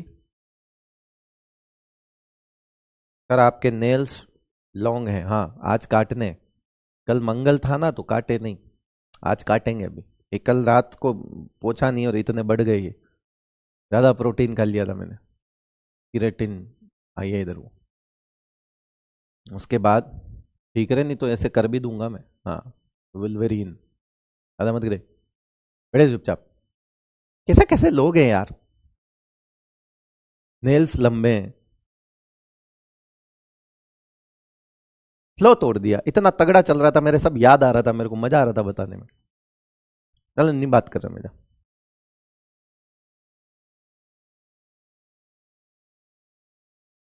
हो गया बस, ठीक है। अब पॉइंट आता है, इसको छोड़ो, ये ब्लैंक स्लाइड लगाने दे, इधर दिमाग भी जा रहा होगा बता। हाँ अब ब्लैंक स्लाइड लगा दी। अब बता, अब मैं कह रहा था कि चलो हमने ये सब काम कर लिया, हमने ऑलमोस्ट हमने प्राइमरी टेस्ट किए हैं तो थोड़ा आइडिया तो हो गया होगा कि कौन सा एनायन है। अब हमारे पास वो पुड़की और पड़ी है, अब वो पुड़की पड़ी है, उसमें माल है। ऐसा थोड़ी कि सारा प्राइमरी टेस्ट में खराब कर दिया, आधी टेस्ट ट्यूब भर के आधा H2SO4 मिला रहे, खराब नहीं करना है। तिनका तिनका जरा जरा यूज करना है, ठीक है। तो अपने क्या तिनका तो नहीं होगा, तो अपने होगा चिमटा चिमटा, जरा जरा, ऐसे करके यूज करना है। तो थोड़ा थोड़ा यूज कर रहे थे, अभी भी अपने पास माल तो है ही, बहुत सारा है। उसी माल में से हमको केटायन भी निकालना है, क्योंकि अंदर एनायन थोड़ी है, अंदर केटायन भी है। अभी हम एनायन का काम करेंगे। तो अभी अपन गोदाम में से वो जो अपना पुड़िया दी है चचा, लेब असिस्टेंट चचा ने, तो उनको लेके आएंगे, बोलेंगे कि अब हम क्या करेंगे। बोले कि यार अब हम कंफर्मेटरी टेस्ट करने वाले हैं।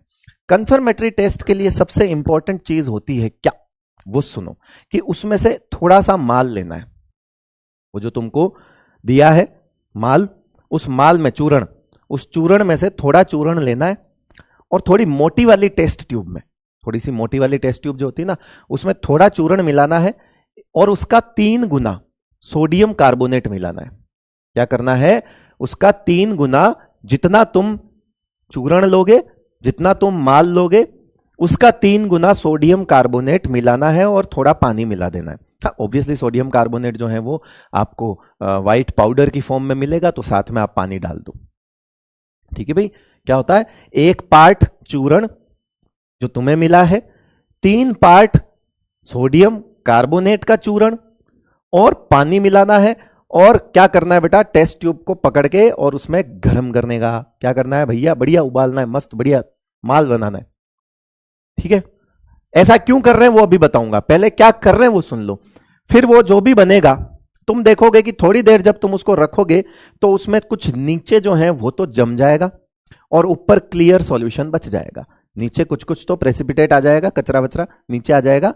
फिर आप उस टेस्ट ट्यूब को लेकर लेबोरेटरी के अंदर, फिल्टर पेपर होता ही है, सबने देखा होगा फिल्टर पेपर होता है लेबोरेटरी के अंदर, तो उसको फिल्टर करेंगे। जब हम फिल्टर करेंगे तो हमारे काम की चीज जो है वो फिल्ट्रेट है।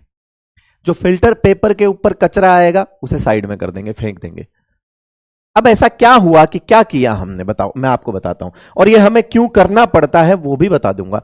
पहले सुन लो इस बात को कि क्या चल रहा है वो सुन लो। हमारे पास कोई एक चूर्ण होगा जिसमें कैटायन भी होगा और एनायन भी होगा, है ना। हमारे पास कोई एक सॉल्ट होगा, ठीक है। ये सॉल्ट हमने लिया और उसमें Na2CO3 मिलाया और उसको गर्म कर दिया, हीट कर दिया, है ना। हमने ये रिएक्शन ही तो करवाई है, साथ में H2O ले लो। हमने क्या रिएक्शन करवाई है, हमारा चूर्ण लिया, उसमें सोडियम कार्बोनेट मिलाया और पानी मिलाया और उसे गर्म किया। अब बात करते हैं कि अंदर क्या हुआ। ये तो ठीक है, ये तो रिएक्शन हो गई, ये तो वो हो गया जो मैं तुम्हें बता रहा हूं। अब अंदर क्या रिएक्शन हुई, रिएक्शन ये हुई कि ये जो भाई साहब है सोडियम, ये सोडियम इसको रिप्लेस कर देंगे और खुद ये भाई साहब कहां लगा के आगे बैठ जाएंगे, यहां पे बैठ जाएंगे। तो कुल मिला के यहां पे एक्सचेंज करेंगे आयन्स अपने। अब आयन एक्सचेंज अगर होगा तो बताओ क्या बनेगा, जरा बताओ कौन क्या बनेगा बेटा। यहां सोडियम बिठा दो तो बन गया क्या, NaX बन गया क्या, और उसे कौन लेके भाग जाएगा, तो MCO3 भाग जाएगा। क्या बताओ MCO3, क्या सारे कार्बोनेट जो होते हैं वो प्रेसिपिटेट होते हैं, याद है हमें, all carbonates are water insoluble, तो ये तो प्रेसिपिटेट आ जाएगा। वही था जो उस टेस्ट ट्यूब के नीचे जम गया था और फिर हमने छान लिया। जब छाना तो ये हमारा फिल्ट्रेट हो गया।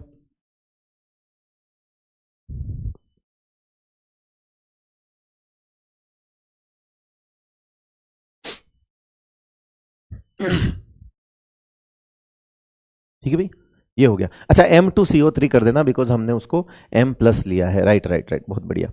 हाँ मतलब लॉजिकली भी ठीक होना चाहिए, कोई बात नहीं। अगर वहां +1 लिया है तो डेफिनेटली इधर M2CO3 लिखेंगे, गुड। हाँ अगर मैं वहां पे +2 ले लेता तो MCO3 भी हो जाता, मतलब यहां पे जो लिखा हुआ है उस हिसाब से M2CO3 होगा, बट ऐसा नहीं कि M2CO3 ही होगा, वो MCO3 भी हो सकता है अगर वो उधर +2 वाला कैटायन है तो। ठीक है, तो ये क्या हो जाएगा, वाटर इनसॉल्युबल होते हैं सारे। मैंने फिर से यहां पे कुछ गड़बड़ कर दी, ओके, वाटर इनसॉल्युबल लिख दिया, राइट, ठीक है।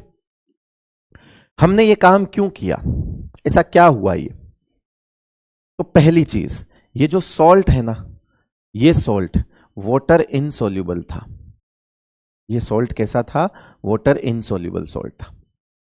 तो पानी में तो ये नहीं घुलेगा, और किसी भी आयन का, चाहे वो कैटायन हो चाहे वो एनायन हो, अगर आप किसी भी आयन का टेस्ट करते हैं तो उसका उस सॉल्यूशन में जिंदा रहना जरूरी है, उसका होना जरूरी है। अब सॉल्यूशन में जिंदा, एक बात बताओ, कोई चीज पानी में नहीं घुल रही है, मेरी बात समझना, मैं एक बहुत बेसिक सा एग्जांपल बताता हूं। अरे भाई पानी है, पानी में रेत डाल दी और फिर कह रहे हो कि रेत में क्या है वो बताओ, तो रेत में क्या है यह बताने के लिए रेत में जो कुछ है वो पानी में भी तो आना चाहिए, यानी रेत का पानी में घुलना जरूरी है कि नहीं है। मेरी बात समझ रहे हो, अगर मेरे को कोई टेस्ट करना है, मेरे को रेत दे दी, बोले इस रेत में क्या क्या है पता करो, रेत समझते हो, बालू, मिट्टी, और मैं कह रहा हूं कि चल आजा टेस्ट ट्यूब में पानी डाल दे, रेत डाल दे। अब अपन क्या करेंगे कि रेत का पानी हो गया ये, रेत का पानी नहीं हुआ वो। अगर रेत पानी में घुलती है तो रेत का पानी होता है। वापस सुन लेना, रेत मतलब बालू, मिट्टी,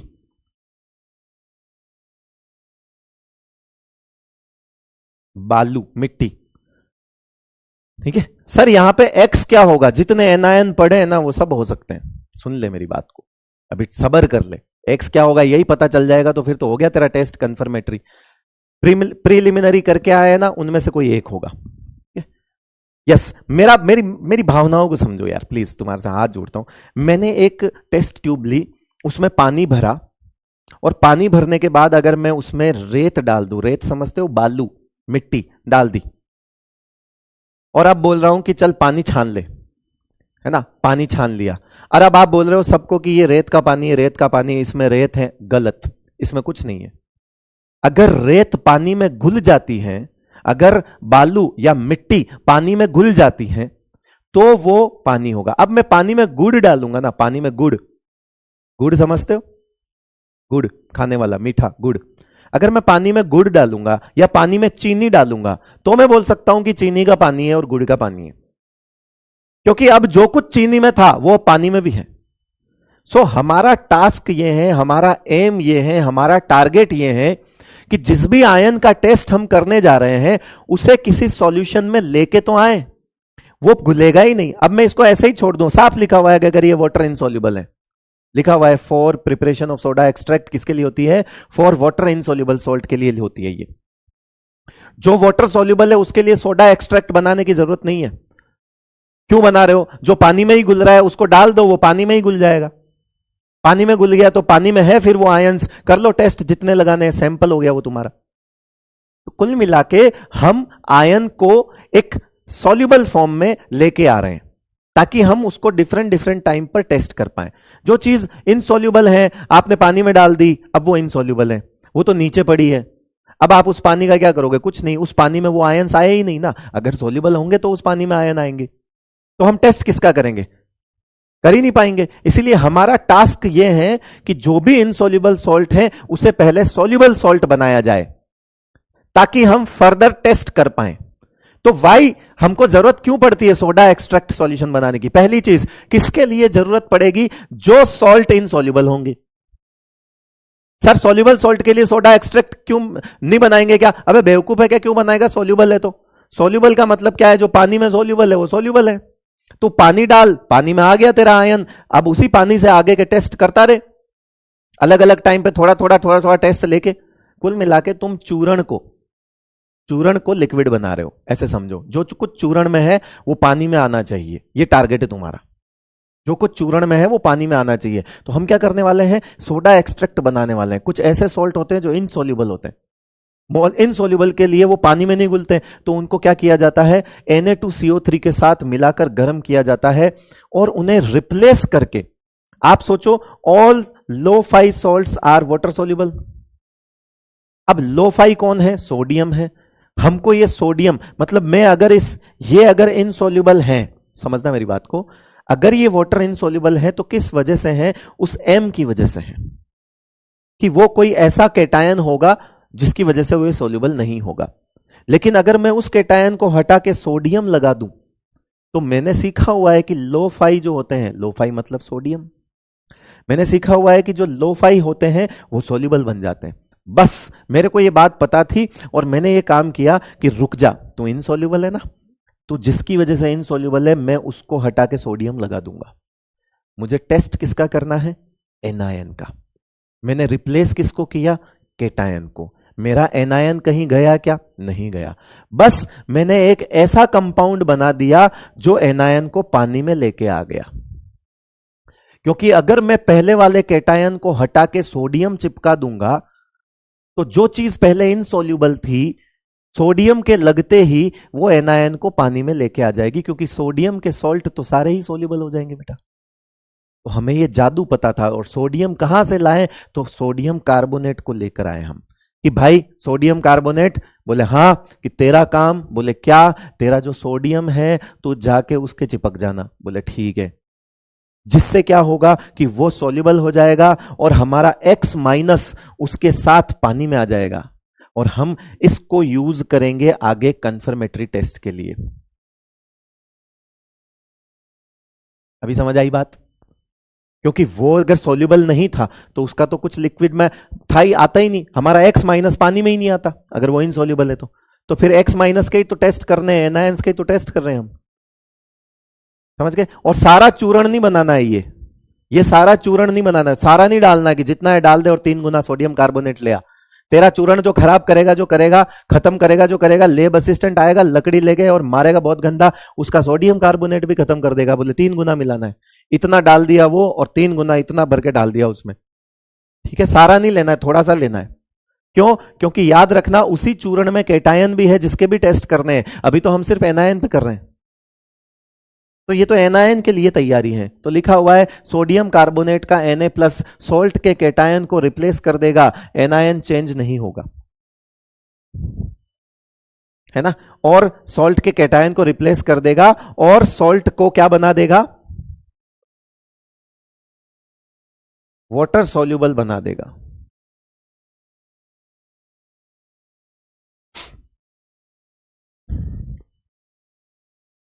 ठीक है, ठीक है भाई। एक पूछ रहा है कि अगर कार्बोनेट सोल्यूबल हुआ तो नहीं होगा ना। All carbonates are water insoluble except sodium low fi. ठीक है, क्या होता है, सिर्फ लोफाई, लोफाई सोल्यूबल होते हैं सिर्फ, और अमोनियम कार्बोनेट है। तो अमोनियम और लोफाई है, तो वो तो जब तू पानी मिलाएगा शुरू में तो घुल ही जाएगा, फिर तू ये क्यों करेगा। एक कह रहा है एक कह रहा है कि भाई एक बेसिक सी बात है, कॉमन सेंस वाली बात है, कि तू जाते ही चूर्ण के अंदर पहले सोडा एक्सट्रैक्ट बना देगा क्या। तेरे को मैंने एक सैंपल दिया है ना, कॉमन सेंस वाली बात है। सबसे पहले तो तू यही चेक करेगा ना कि उसको पानी में डालेगा, तब तो तुझे पता लगेगा कि वो घुलता है या नहीं घुलता है। अरे भाई कोई चीज मैंने तेरे को दी तो सबसे पहले जाके सोडा एक्सट्रैक्ट बनाएगा क्या, नहीं ना। क्या करेगा, सबसे पहले जाके उसको पानी में ही डालेगा। वो सब प्रीलिमिनरी काम करने के बाद, अभी अगर मैं बोलूं कि इस स्टेप से पहले भी एक कॉमन सेंस वाली स्टेप होती है, एक चिमटी पानी में डाल के देख ले यार, अगर वो घुल जाता है तो तुझे सोडा एक्सट्रैक्ट बनाने की जरूरत कहां है।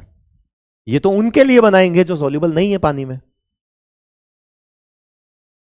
अब अगर तू कह रहा है कि ये सॉल्युबल है, अगर बेटा ये सॉल्युबल होता तो ये तो वहां पे भी सॉल्युबल ही होता। फिर अगर ये सॉल्युबल होता तो ये तो वहां पे भी सॉल्युबल ही होता। तो अगर तू एक चिमटी पानी डालेगा, एक चिमटी को मतलब भर के पानी में डालेगा और वो घुल गया, तो तू कोई बेवकूफ गधा ही होगा जो ये वाला काम करेगा। मैंने लिखा साफ साफ, जो पानी में नहीं घुलेगा, जो पानी में घुल ही गया, तो हमारी तो एक स्टेप बच गई भाई। जो पानी में घुल गया, उस पानी में तो कैटायन भी आ जाएगा, एनायन भी आ जाएगा। तुम दोनों के टेस्ट कर सकते हो, मजे से आराम से करो, कोई दिक्कत नहीं। लेकिन जो पानी में नहीं घुलेगा, कॉमन सेंस भी, इस चैप्टर में सबसे बड़ी चीज पता है क्या है, क्या है, कॉमन सेंस। क्यों, क्योंकि यहां पे डमी वाले बैठे। ठीक है भाई, तो याद रखना, यहां पे मैंने क्या लिखा है वो सुन लो। मैंने ये लिखा है कि वाटर इनसॉल्युबल अगर है तो ही हम ये काम करेंगे। पहले पानी में डालना, तू क्या उसको सूंघ के बता देगा कि वाटर इनसॉल्युबल है। तेरे को पता कैसे चलेगा कि वाटर इनसॉल्युबल है, अबे तो पानी में डालेगा तभी तो वाटर इनसॉल्युबल का पता लगेगा। और अगर ये सॉल्युबल होगा तो ये वाला भी घुल ही जाएगा ना, फिर घोल दे उसे। कॉमन सेंस को सबसे, मतलब मैं बता रहा हूं, कॉमन सेंस साथ लेके आना। ये वाला कर रहे हो तो, सॉल्ट एनालिसिस कर रहे हो तो कॉमन सेंस सबसे बड़ी चीज है, क्योंकि ये बहुत बेसिक से डाउट है, हर किसी बच्चे को आ सकते हैं। हमारा तो ध्यान भी नहीं जाता कि तू ऐसा भी सोच सकता है। जब मैंने यहां लिखा कि वाटर इनसॉल्युबल, तो तेरी सबसे पहली जिम्मेदारी है पता तो कर कि वो वाटर इनसॉल्युबल है कि नहीं है। पानी में डाल ले, घुल जाता है तो मत करिए काम। देखो अब लिख दिया उसने कि सर समझ नहीं आ रहा है, लिख दिया अब उसने, क्यों, उसने हाथ खड़े कर दिए। पीयूष कुशवाहा ने कह रहा है कि सर समझ नहीं आ रहा है। ठीक है, कोई बात नहीं पीयूष, तो बार बार मत लिख, बार बार मत लिख, उससे समझ नहीं आएगा। बार बार मत लिख वो कमेंट, उससे समझ नहीं आएगा। बार बार लिखने से भी समझ नहीं आएगा। ठीक है? क्या करेगा बार बार लिख के। फिर एक छोटी सी चीज है, अभी फिर कॉमन सेंस की जरूरत पड़ेगी।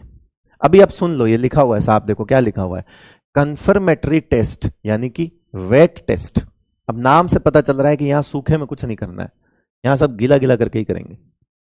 Test for anions are performed by using water extract when salt is soluble in water. जब पानी में घुल ही जाएगा, गुड़ और चीनी है, तो क्या करोगे, सोडा एक्सट्रैक्ट बना गए, वो तो घुल गई ना, काम करो अपना। And by using sodium carbonate extract when salt is insoluble in water. जब वो सॉल्युबल है तो डायरेक्ट पानी से काम चला लो, हो गया तुम्हारा, करते रहो। और अगर वो सॉल्युबल नहीं है तो soda extract process is basically आपको इनसॉल्युबल सॉल्ट को सॉल्युबल फॉर्म में लाना है, जहां पे एनायन नहीं बदल रहा, कैटायन बदल रहा है। हम तो टेस्ट एनायन का कर रहे हैं ना, तो हमारा टेस्ट खराब नहीं होगा एनायन का, क्योंकि एनायन तो कैरी फॉरवर्ड हो रहा है वहां से। हम तो सिर्फ कैटायन बदल के कैटायन एनायन के साथ में सोडियम लगा रहे हैं, जिससे वो ओवरऑल सॉल्ट सॉल्युबल हो जा रहा है।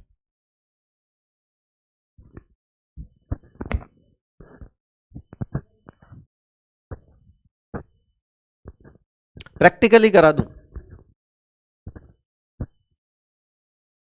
ठीक है भाई। सर डी जीरो होगा तो कौन सा कलर होगा? पहली चीज, डी जीरो वाला जब आएगा तो बताऊंगा। हाँ, एक्वस मीडियम में अगर डी जीरो है तो कलरलेस होगा। यहां पे कुछ नहीं बोल सकते, यहां नहीं लिखवाया है ना, तो उतना टेंशन मत ले। जहां लिखवाया है वहां याद है, बस वहां याद रख। अब ये कॉमन सेंस है कि अगर कार्बोनेट और बाइकार्बोनेट सॉल्ट हैं तो soda extract solution is not prepared. अगर कार्बोनेट और बाइकार्बोनेट हैं, है ना, आपको प्रीलिमिनरी टेस्ट में लेट सपोज पता चल गया कि यार गुड़ के साथ कलरलेस ऑर्डरलेस गैस निकल रही है, CO2 निकल रही है। जैसे ही CO2 निकली पता चल गया कि कार्बोनेट है कि बाइकार्बोनेट है, कुछ तो है। आपको CO2 गैस से अंदाजा लग जाता है कि कार्बोनेट है या बाइकार्बोनेट है। उस प्रीलिमिनरी टेस्ट के बेसिस पे हम ये तय करते हैं कि अगर कार्बोनेट बाइकार्बोनेट के टेस्ट लगाने हैं तो फिर सोडा एक्सट्रैक्ट बनाने की जरूरत नहीं है। अब आप बोलोगे कि हमें कैसे पता कि उसमें कार्बोनेट है कि बाइकार्बोनेट है? अबे तो वो CO2 निकली तो थी, वहां से थोड़ा तो गैस करेगा। प्रीलिमिनरी टेस्ट होते ही इसलिए हैं कि भरोसा करके आगे बढ़ थोड़ा सा, और जिस पे भरोसा किया है उसके कंफर्मेटरी टेस्ट लगा। अगर तुझे शक हुआ, प्रीलिमिनरी टेस्ट जो होते हैं ना वो शक करने के लिए होते हैं। शक कर कि यार CO2 निकल रही है, कार्बोनेट और बाइकार्बोनेट हो सकते हैं। अब जब हो सकते हैं और शक हो रहा है तो कंफर्मेशन के लिए टेस्ट लगा, कार्बोनेट का टेस्ट लगा दे। अगर आ गया तो हो गया तेरा कार्बोनेट। मेरा सवाल यह है कि कार्बोनेट बाइकार्बोनेट के लिए सोडा एक्सट्रैक्ट क्यों नहीं मिलाओगे या क्यों नहीं बनाओगे? सॉरी, क्या बताओ? अगर कार्बोनेट हैं और बाइकार्बोनेट हैं तो सोडा एक्सट्रैक्ट क्यों नहीं बनाते हैं? जल्दी बताओ।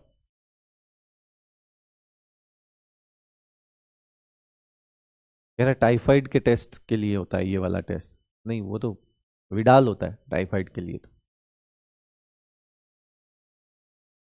तो 6 महीने तक पॉजिटिव रहता है वो। साल्मोनेला टाइपी 6 महीने तक पॉजिटिव दिखाता है वो। पता है क्या? आपका टाइफाइड अगर सही भी हो गया तो 6 मंथ तक अगर आप वो वाला टेस्ट कराओगे विडाल, तो 6 मंथ तक अगर आपकी बॉडी में साल्मोनेला टाइपी आ गया है ना, तो वो 6 महीने तक तो पॉजिटिव ही दिखाएगा। भले ही आप सही हो जाओगे 15-20 दिन में थर्ड जनरेशन सिफेक्सिम खा के, मगर फिर भी वो दिखाएगा 6 महीने तक पॉजिटिव विडाल। ले जा, थाईपी जो भी होता है।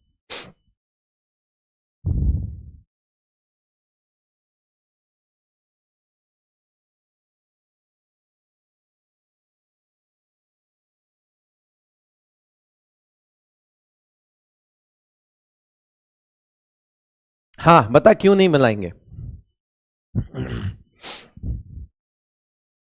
कॉमन सेंस से भी कॉमन बात है ये, अगर किसी को समझ आ जाए तो। सोडा एक्सट्रैक्ट में अंदर क्या जाता है? सोडा एक्सट्रैक्ट में तू अंदर क्या भेजता है?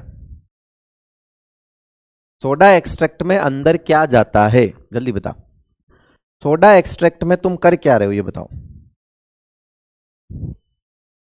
सोडा एक्सट्रैक्ट में तुम कर क्या रहे हो?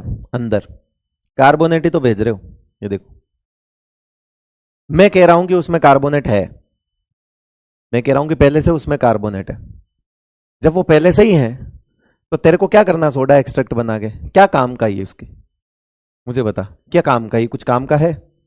कॉमन सेंस वाली बात है। तो पूरी रात आज बैठ के सोचना कि ऐसा क्यों, फिर तुम्हें पता चलेगा कि अपन कितने पीछे हैं। चलो छोड़ो, ये तो हो गई बातें फालतू। आ जाओ टेस्ट शुरू करते हैं एनायंस के लिए। हमारे पास सब ग्रुप 1 में हमारे कैटेगरी है कार्बोनेट, सल्फाइड और नाइट्राइट, है ना। कार्बोनेट है, सल्फाइड है और नाइट्राइट है। सबसे पहले कार्बोनेट के टेस्ट कंफर्मेटरी टेस्ट लगाएंगे। कार्बोनेट के कंफर्मेटरी टेस्ट लगाएंगे। आ जाओ।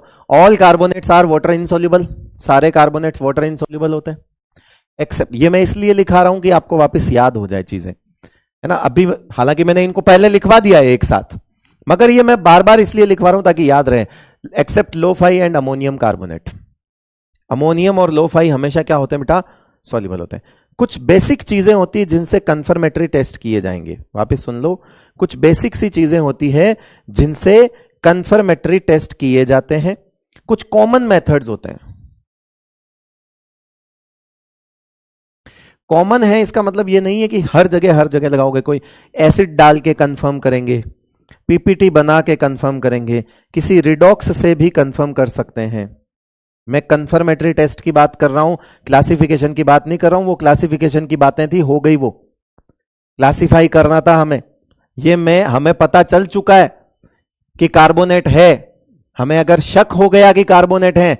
अब ये कार्बोनेट के टेस्ट की बात बता रहा हूं मैं। ये मत बोल देना कि सर पीपीटी और ये तो सब ग्रुप उसमें क्लास बी में तो सर, अरे भाई सब्र कर ले। क्लास ए में ही अगर हमें पता चल जाए कि कार्बोनेट है, तो कार्बोनेट को कंफर्म करने के लिए ऐसा होता ना कि यस कार्बोनेट ही थे, देख मैंने कहा था ना कार्बोनेट ही था, ये देख कार्बोनेट ही है, ऐसे वाला। क्यों? क्योंकि अभी तक जो किया है उससे तो हम ये बोलते हैं कि यार कार्बोनेट हो सकता है, देख मेरे को ना लग रहा है भाई कि कार्बोनेट हो सकता है। और अब जो अपन जितने टेस्ट करेंगे ना वो ये है कि देख मैंने कहा था ना कार्बोनेट ही है, ये वाली बात है। अभी हम कंफर्मेटरी पे चल रहे हैं, तो अपन अंदर के टेस्ट कर रहे हैं। तो चल तो अपन क्लास ए में ही रहे हैं और सब ग्रुप 1 में ही रहे हैं, बट अब पर्टिकुलर आयन के कंफर्मेटरी टेस्ट करें। एसिड हो सकता है, पीपीटी हो सकता है, कुछ स्पेशल टेस्ट भी हो सकते हैं, डिपेंड करता है ना, डिपेंड करता है। ये कुछ कॉमन सी चीजें चलेगी। सबसे पहले एसिड की बात करते हैं, जो कि सबसे इंपॉर्टेंट वही है, टेस्ट बाय एसिड्स। तो कार्बोनेट का सबसे पहला टेस्ट ये रहा, कार्बोनेट का सबसे पहला टेस्ट ये रहा। जरा सोच, यहां डाला चूर्ण, चूर्ण में क्या कार्बोनेट। अब आप बोलोगे आपको कैसे पता कार्बोनेट? अबे भाई हेडिंग ही मैंने वो लगा ली कि मैं कार्बोनेट के टेस्ट याद करवा रहा हूं। ठीक है, मैं किसके टेस्ट याद करवा रहा हूं? कार्बोनेट के करवा रहा हूं। तो मैं तो लिखूंगा ना इसमें कार्बोनेट। अब मैं कार्बोनेट मान के चल रहा हूं क्योंकि मुझे तो पढ़ाना है ना। हां, तुम गैस करके निकल चल रहे हो तो चल लो। तो वो चूर्ण तुमने मिलाया और डाइल्यूट H2SO4 और डाइल्यूट HCl तुमने मिलाया था। अभी शुरू तुमको वहीं से करना पड़ेगा वापस। ये काम तुमने प्रीलिमिनरी टेस्ट में किया था, याद करो। ये काम तुमने कहां शुरू किया था? प्रीलिमिनरी टेस्ट में काम शुरू किया था। ये देखो, अब वापस तुम्हें शक हुआ कि CO2 कार्बोनेट हो सकता है। अभी वापस उस चूर्ण में से एक छोटा सा पिंच अंदर डालना है टेस्ट ट्यूब में, और ये ग्रुप रिएजेंट उठाना है जो कि अपना डाइल्यूट HCl या डाइल्यूट H2SO4 हो सकता है। अब वापस CO2 निकालनी है। तो प्रीलिमिनरी से ही वापस शुरू करना है, क्योंकि आगे हम उसको कंफर्म करेंगे। तो यहां क्या होगा? यहां क्या होगा? यहां कार्बोनेट यहां पे बनेगा, यहां पे ये गर्म होगा और यहां पे कुछ गैस जो है वो गुड़ करके गैस निकलेगी। वो गुड़ करके गैस जो निकलेगी वो कलरलेस, ऑर्डरलेस और ब्रिस्क एफरवेसेंस, यानी कि सोडे की बोतल जैसे, सोडे की बोतल में जो तुमको पॉइंट बबल्स दिखते हैं ना ऊपर उठते हुए, वैसे बबल्स नजर आएंगे। अब आपको करना क्या है कि वो गैस ऊपर से दिखेगी तो नहीं, तो आपको उस गैस को किसमें फ्लो करवाना है ना? उस गैस को किसमें फ्लो करवाना है? कैल्शियम हाइड्रोक्साइड ले लो या बेरियम हाइड्रोक्साइड ले लो, तुम्हारी इच्छा है, दोनों। एक को क्या करना है? उस गैस को कैल्शियम हाइड्रोक्साइड या बेरियम हाइड्रोक्साइड में लेना है, जैसे तुम्हारी इच्छा। एक दूसरी टेस्ट ट्यूब लेके आओ और इस गैस को उसमें फ्लो करवा दो, है ना। वो वैसे तो एक प्रॉपर एपरेटस होता है, एक नली होती है जो दोनों टेस्ट ट्यूब के मुंह पे लग जाती है और एक ब्रिज का काम करती है। बट अब देसी तरीके से जब करते हैं तो क्या करते हैं कि दोनों टेस्ट ट्यूब को ऐसे पकड़ लेते हैं और हाथ को ऐसे रख लेते हैं।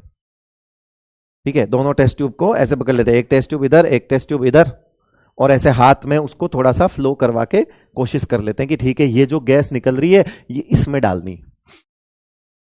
इसका नाम होता है लाइम वाटर और बेरियम हाइड्रोक्साइड का नाम होता है बेराइटा वाटर। ये बहुत इंपॉर्टेंट है। अगर आप नाम पते नहीं लिखोगे ना तो सीधे सीधे सवाल तो यही आ जाएंगे कि कैल्शियम हाइड्रोक्साइड को क्या कहते हैं? इसको लाइम वाटर कहते हैं। बेरियम हाइड्रोक्साइड को क्या कहते हैं? तो बेराइटा वाटर कहते हैं। अगर तुम कैल्शियम हाइड्रोक्साइड लोगे और उसमें CO2 फ्लो करवाओगे तो बनेगा एक दूधिया, मतलब वो जो क्लियर सॉल्यूशन था ना कैल्शियम हाइड्रोक्साइड का, तो जब अंदर CO2 गैस गई तो वहां तुम्हें एक टर्बिड सॉल्यूशन नजर आया। टर्बिड का मतलब धुंधला दूधिया कलर का, मिल्कीनेस आ गई उसमें। ये क्लियर सॉल्यूशन CO2 के आते ही थोड़ा सा मिल्कीनेस जो है वो अपीयर हो गई। ये मिल्कीनेस क्यों आती है? क्योंकि कैल्शियम कार्बोनेट और बेरियम कार्बोनेट बनना स्टार्ट हो जाते हैं। क्या बनना स्टार्ट हो जाते हैं बेटा? कैल्शियम कार्बोनेट और बेरियम कार्बोनेट क्या होंगे? बनना स्टार्ट हो जाएंगे। क्योंकि ये पानी में नहीं घुलते हैं कार्बोनेट, इसलिए ये टर्बिडिटी लाना स्टार्ट कर देते हैं।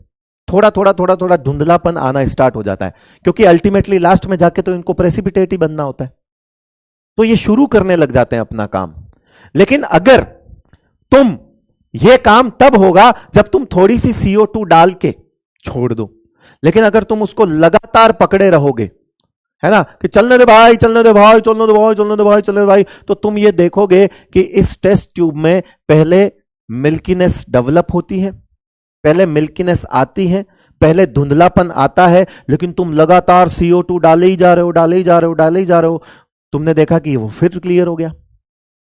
तुमने देखा कि वो फिर क्लियर हो गया। अभी पीछे हमने रिएक्शन पढ़ी थी कि कार्बोनेट को अगर एक्सेस CO2 में डालोगे तो बाई कार्बोनेट बनता है। पीछे एक रिएक्शन बताई थी, बताओ बताई कि नहीं तो बताएगी। ये देखो, सवाल भी कराया था एक, देखो, ये देखो कि अगर कार्बोनेट है और एक्सेस CO2 जा रही है, लगातार एक्सेस CO2 दिए जा रहे हो, तो बाई कार्बोनेट बदल जाएगा। बताया था बेटा।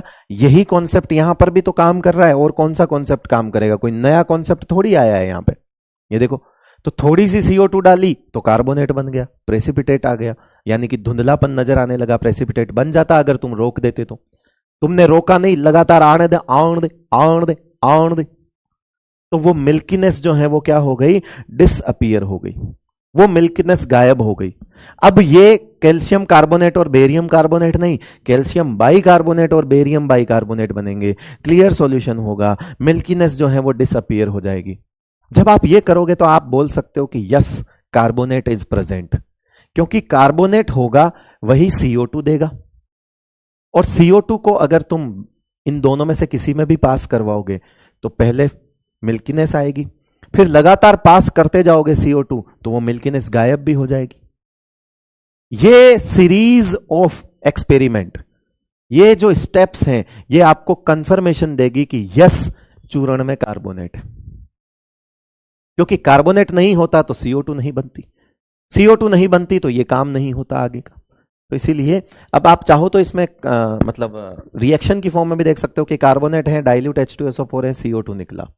उस CO2 को कैल्शियम हाइड्रोक्साइड, मैंने कैल्शियम हाइड्रोक्साइड को मानते हुए ये रिएक्शन लिख दी है। आप चाहो तो बेरियम हाइड्रोक्साइड के लिए भी सेम रिएक्शन लिख सकते हो, बस कैल्शियम की जगह बेरियम लगाते रहना। ठीक है, CO2 calcium hydroxide, CaCO3, milkiness आएगी। उसके बाद एक्सिस में CO2 लगातार डालते जाओगे, फिर से मिल्कीनेस गायब हो जाएगी। और मैंने एक चीज और एक्स्ट्रा बता दी, अब वो ये है कि अगर आप इसको और गर्म करो ना तो ये फिर से कार्बोनेट में आ जाता है, यानी कि आप खेल सकते हो इसके साथ। मिल्कीनेस, मिल्कीनेस गायब, फिर और गर्म करते जाओ, फिर से मिल्कीनेस आ जाएगी, क्योंकि गर्म करोगे तो बाई कार्बोनेट कार्बोनेट में कन्वर्ट हो जाता है। गर्म करने पर बाई कार्बोनेट फिर से कार्बोनेट में बदल जाता है और H2O और CO2 रिलीज कर देता है। तो मैंने तो एक स्टेप और ऊपर लिख दी, बट ठीक है, इतना कोई नहीं पूछ रहा। ठीक है, याद रहो। ठीक है भाई। और ये पता है कहाँ थी ये सब रिएक्शंस? ये हमारा एस ब्लॉक चैप्टर हुआ करता था, उस एस ब्लॉक में थी ये अच्छी खासी रिएक्शंस पूरी।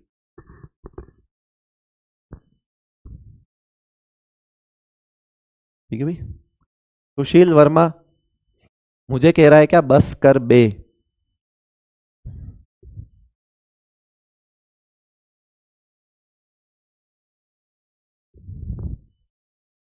मुझे कह रहा है तो कोई बात नहीं भाई, कर दूंगा। कहाँ जाएगा फिर? और मैं कर तो दूंगा तेरे कहने पे, भरोसे वाली बात है। फिर जाएगा कहाँ? बारात ले जानी है बस में? सुशील वर्मा, बारात जाएगी क्या तेरी? बस क्यों करना चाह रहा है? कम लोग हो तो मैं कोई छोटी टैक्सी कर देता हूं, बस की ज्यादा लोग हो, कह रहा बस कर बे।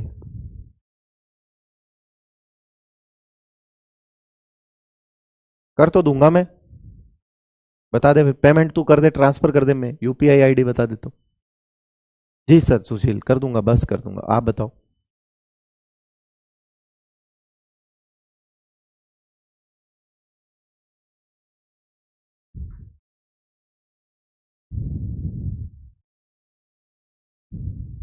सिर्फ नाम सुशील है, आगे का शील तो काम का ही नहीं है, उसकी जगह पे भी पहले के दो ही होने चाहिए थे। पहले दो अल्फाबेट को ही दो बार बोल देना चाहिए था, ज्यादा बढ़िया नाम हो जाता तेरा। आजा, अब हम प्रेसिपिटेट टेस्ट करेंगे। बी, ये तो हो गया एसिड टेस्ट। अब हम प्रेसिपिटेट टेस्ट करेंगे दूसरा। अभी भी मतलब ऐसा होता ना कि हमेशा कभी भी एक कंफर्मेटरी टेस्ट नहीं करना चाहिए, कम से कम 2-3 कंफर्मेटरी टेस्ट करने को एडवाइस देता है। लेब असिस्टेंट हो गया या जो हमारे टीचर्स होते हैं वो बोलते हैं कि बेटा ठीक है हो गया, एक टेस्ट में तू कंफर्म हो गया करके देख भाई मैंने कहा था ना कार्बोनेट ही है। लेकिन कई बार होता है कि बहुत सारे ऐसे टेस्ट होते हैं जो कॉमन होते हैं, कुछ भी हो सकता है यार, केमिस्ट्री है। तो वो ये बोलता है इधर बुला के आगे, कह कंफर्म हो गया तेरे, हाँ कि कौन सा टेस्ट किया, बोले ये किया, बोले 2-4 और लगा ले। तो आप बोलोगे सर पता तो चल गया, बोले कह तो रहा हूं 2-4 और लगा ले। तो ऐसे होते ना कि आप इनमें से कोई सा भी 2-4 ले सकते हो, बट हमें तो क्योंकि एग्जाम के लिए तैयारी करनी हो तो सारे पढ़ने पड़ेंगे।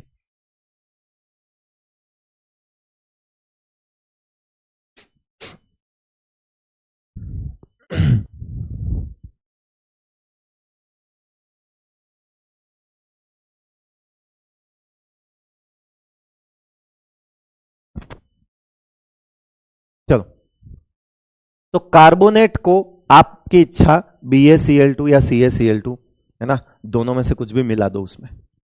अब हमको ये जो हम टेस्ट कर रहे हैं ना, इसके लिए हमें प्रीलिमिनरी टेस्ट करने की जरूरत नहीं है, हम डायरेक्ट चूर्ण लेके आएंगे। ये डायरेक्ट चूर्ण है, ये क्या है, डायरेक्ट सॉल्ट है, डायरेक्ट चूर्ण है।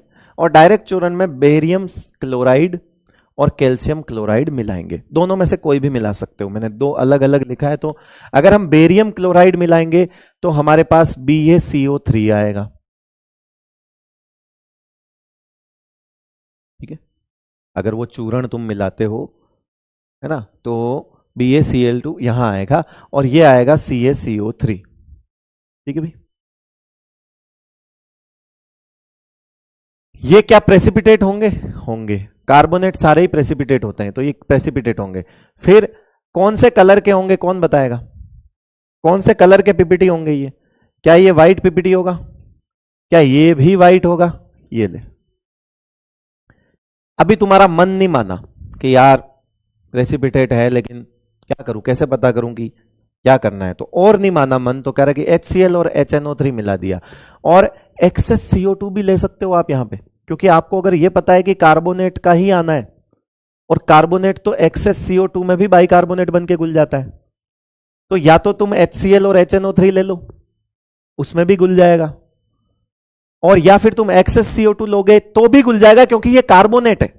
और कार्बोनेट में एक्सेस CO2 मिलाने पर भी पीछे बताया था बाइकार्बोनेट बनता है जो कि सोल्यूबल हो जाता है, ठीक है। तो दो तरीके हैं जिससे तुम ये चीज कंफर्म कर सकते हो कि चूर्ण लो BaCl2 या CaCl2, तुम्हारी इच्छा, जो भी मिलाना है मिला दो, ये तो सॉल्यूशन होंगे। All chlorides are water soluble, तो ये तो सॉल्यूबल है ना बेटा, ये BaCl2 वाटर सॉल्यूबल है, ये वाटर सॉल्यूबल है। तो आप कुछ नहीं करना, आपने चूर्ण में थोड़ा BaCl2 मिला दिया, बात खत्म। आपने देखा प्रेसिपिटेट आ गया सफेद कलर का BaCO3, आपने CaCl2 मिला दिया तो भी सफेद कलर का पीपीटी आ गया CaCO3। अभी दिमाग में और फितूर आया कि ये रुक जा रुक जा रुक जा, कहीं ऐसा ना हो कि ये कोई ऐसा व्हाइट पीपीटी हो कि कहीं सल्फेट ना हो, बेरियम सल्फेट हो जाए तो। हालांकि तुमको कार्बोनेट कंफर्म हो चुका है यहां तक, पर फिर भी तुमने आगे और HCl HNO3 डाला, घुल गया, एक्सेस CO2 डाला, घुल गया, चलो खुश हो गए तुम। यही कंफर्मेटरी टेस्ट है। फिर आ जाते हैं टेस्ट बाय AgNO3। AgNO3 से टेस्ट करके दिखाओ साहब। चूर्ण लिया, लिया चूर्ण में AgNO3, ये भी सॉल्युबल होता है। All nitrates are water soluble, तो silver nitrate is also water soluble, दुनिया का हर नाइट्रेट वाटर सॉल्युबल होता है। तो ये तुमने क्या किया, एक टेस्ट ट्यूब में चूर्ण डाला थोड़ा सा, करे ला ला ला भाई ला, एक एजेंट होता है अपना, कह रहा भाई डालियो, वो जा वहां जाके देख लिखा हुआ है सिल्वर नाइट्रेट, एक बोतल पे लेके आ। वो लेके आया, तुमने सिल्वर नाइट्रेट मिलाया। सिल्वर नाइट्रेट जब मिलाया तो तुमने देखा कि सिल्वर कार्बोनेट का पेल येलो प्रेसिपिटेट आया, सिल्वर कार्बोनेट का पेल येलो प्रेसिपिटेट आ गया। तो मतलब हल्का पीलापन है और प्रेसिपिटेट आ गया भाई साहब। कार्बोनेट सारे ही क्या होते हैं, वाटर इनसोल्यूबल होते हैं, एक्सेप्ट लोफाई, एक्सेप्ट अमोनियम, बस। तो ये तो एक्सेप्ट अमोनियम भी नहीं है, लो-फाई भी नहीं है, कुछ नहीं किया तुमने, सिर्फ इसका एक प्रेसिपिटेट लिया।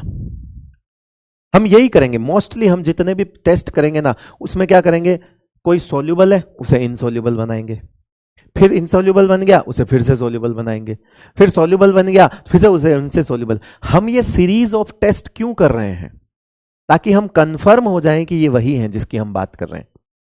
पहले कार्बोनेट है उसे हम प्रेसिपिटेट बनाएंगे, फिर उन्हीं प्रेसिपिटेट को वापस अलग अलग चीजें मिला के हम डिसॉल्व भी करेंगे। तो हम ये पागलपन क्यों कर रहे हैं कि एक बार पे पीपीटी बनाता है फिर गोल देता है, फिर पीपीटी बनाता है फिर गोल देता है। अभी चलना देखना आगे क्या होगा, जो आगे और टेस्ट आएंगे ऐसे।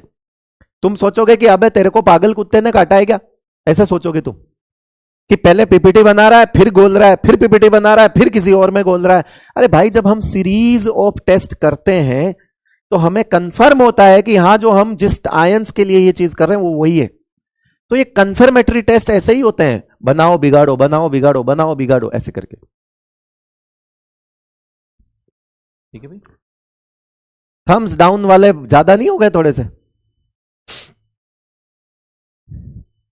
चलो खैर कोई बात नहीं, अपनी चलो। अब मुझे बताओ, तुम खुद सोचो, मैंने यहां पे नाइट्रेट आयन को हटाया, मैंने यहां पे क्या किया, नाइट्रेट आयन को हटाया और कार्बोनेट लगाया। अब फिर से डाइल्यूट HNO3 ला रहा हूं तो फिर से सोल्यूबल हो जाएगा, ये देख लो, अब सोल्यूबल कर दिया। इसको गर्म किया, दुनिया के किसी भी कार्बोनेट को गर्म करने पर CO2 उड़ जाती है और CO2 उड़कर क्या बन जाता है, ऑक्साइड बन जाता है, Ag2O। क्या बन जाता है ये, Ag2O, और इसका ब्राउन पीपीटी आ गया। ये जो पेल येलो कलर का प्रेसिपिटेट था वो अब ब्राउन कलर के पीपीटी में आ गया, क्योंकि ये जो नीचे बैठा हुआ चूर्ण है ना, ये चूर्ण क्या होता है बेटा, ये डिकम्पोज हो जाता है। दुनिया का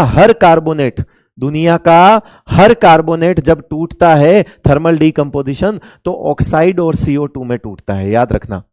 दुनिया का हर कार्बोनेट जब भी टूटता है तो ऑक्साइड और CO2 में टूटता है।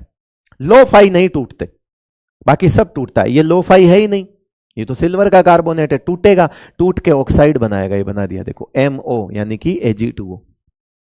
HCl है तो क्या बनाओ, क्या बताएगा बताओ, HCl। मैंने यहां व्हाइट पीपीटी लिखा, कौन बताएगा कि प्रोडक्ट क्या होगा, कौन बनाएगा कि प्रोडक्ट क्या होगा? ये नीचे वाला तो कोई भी बता देगा, सिल्वर का अमोनिया के साथ कॉम्प्लेक्स बन जाएगा NH3 और ये हो जाएगा सॉल्यूबल। ऊपर वाले का प्रोडक्ट बताओ तुम। AgCl, right right right right, good good good good good. ये आएगा बेटा AgCl का PPT. All chlorides are water soluble, but आज होगा प्रभात का व्हाइट पीपीटी होता है, सिल्वर क्लोराइड व्हाइट प्रेसिपिटेट होता है। तो हमने दो काम किए, हमने इन चार में दो जगह पे इसको गोल दिया और दो जगह पे प्रेसिपिटेट के कलर बदल दिए। जो हल्के पीले रंग का प्रेसिपिटेट था उसे हमने ब्राउन पीपीटी में बनाया गर्म कर करके। अब वो गर्म करने पर ब्राउन पीपीटी क्यों बना, क्योंकि दुनिया का हर कार्बोनेट, अब मैं चाहूं तो इनकी रिएक्शंस भी लिख सकता हूं कि बेटा देख, Ag2CO3 को गर्म करेगा तो बनेगा Ag2O प्लस CO2। ये देख, दुनिया के किसी भी कार्बोनेट को गर्म करो सिवाय लो-फाई के, लो-फाई वाले कार्बोनेट टूटते नहीं है, थर्मली स्टेबल होते हैं। अब ये तो लो-फाई नहीं है, ये टूट जाएगा, बनेगा क्या, ब्राउन कलर का पीपीटी बन जाएगा। इसका मतलब है वो सिल्वर का ऑक्साइड बन गया अब। और ये देखो ये, अच्छा ऊपर कोई बच्चा लिख रहा है कि सॉल्युबल हो जाएगा, राइट, बिल्कुल, वो फिर से AgNO3 बन जाएगा, बिकॉज यहां से नाइट्रेट आयन आ जाएंगे फिर से, तो वो फिर से पीछे ही आ जाएगा, ये वाला बन जाएगा फिर से। इसकी अगर HNO3 के साथ करोगे तो वो AgNO3 बन जाएगा। AgCl3 कह रहा है सुप्रिया जोशी, सुप्रिया जोशी कह रही है AgCl बने। अबे मतलब थोड़ा तो देखो, व्हाइट पीपीटी AgCl, AgCl3 क्या होता है? कहीं पे सिल्वर ने अपनी ऑक्सीडेशन स्टेट चेंज नहीं करी है राजा, वो तो +1 में ही है, वो वहां भी +1 में ही था, यहां भी +1 में ही है, और इन सब में भी +1 में ही होगा AgCl3।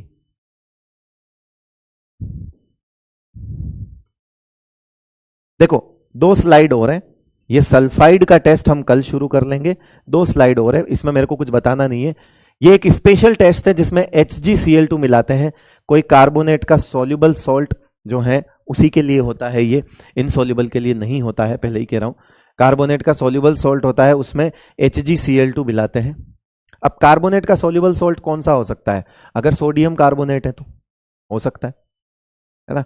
और उसमें क्या है, रेड ब्राउन पीपीटी आएगा, HgO और HgCO3 ऐसा करके एक कंपाउंड होता है, रेडिश ब्राउन कलर का पीपीटी आता है।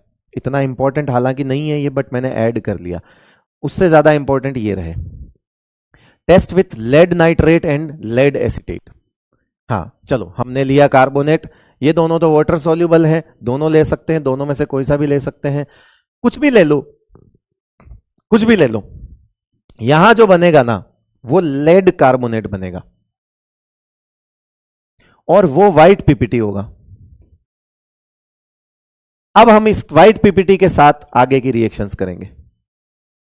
इस व्हाइट पीपीटी को HCl में मिलाएंगे तो PbCl2 बन जाएगा।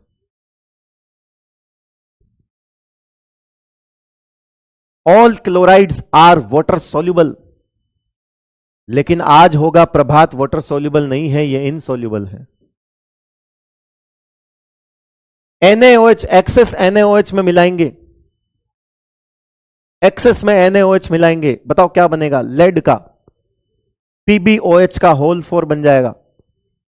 ये क्या कुछ गड़बड़ है इसमें ना, एक सेकंड रुको, HNO3 भी होगा, HNO3 होगा तो लेड नाइट्रेट, एक सॉरी मैंने गलत लगा दिया, लेड नाइट्रेट बन जाएगा। टाइम क्या हुआ रे?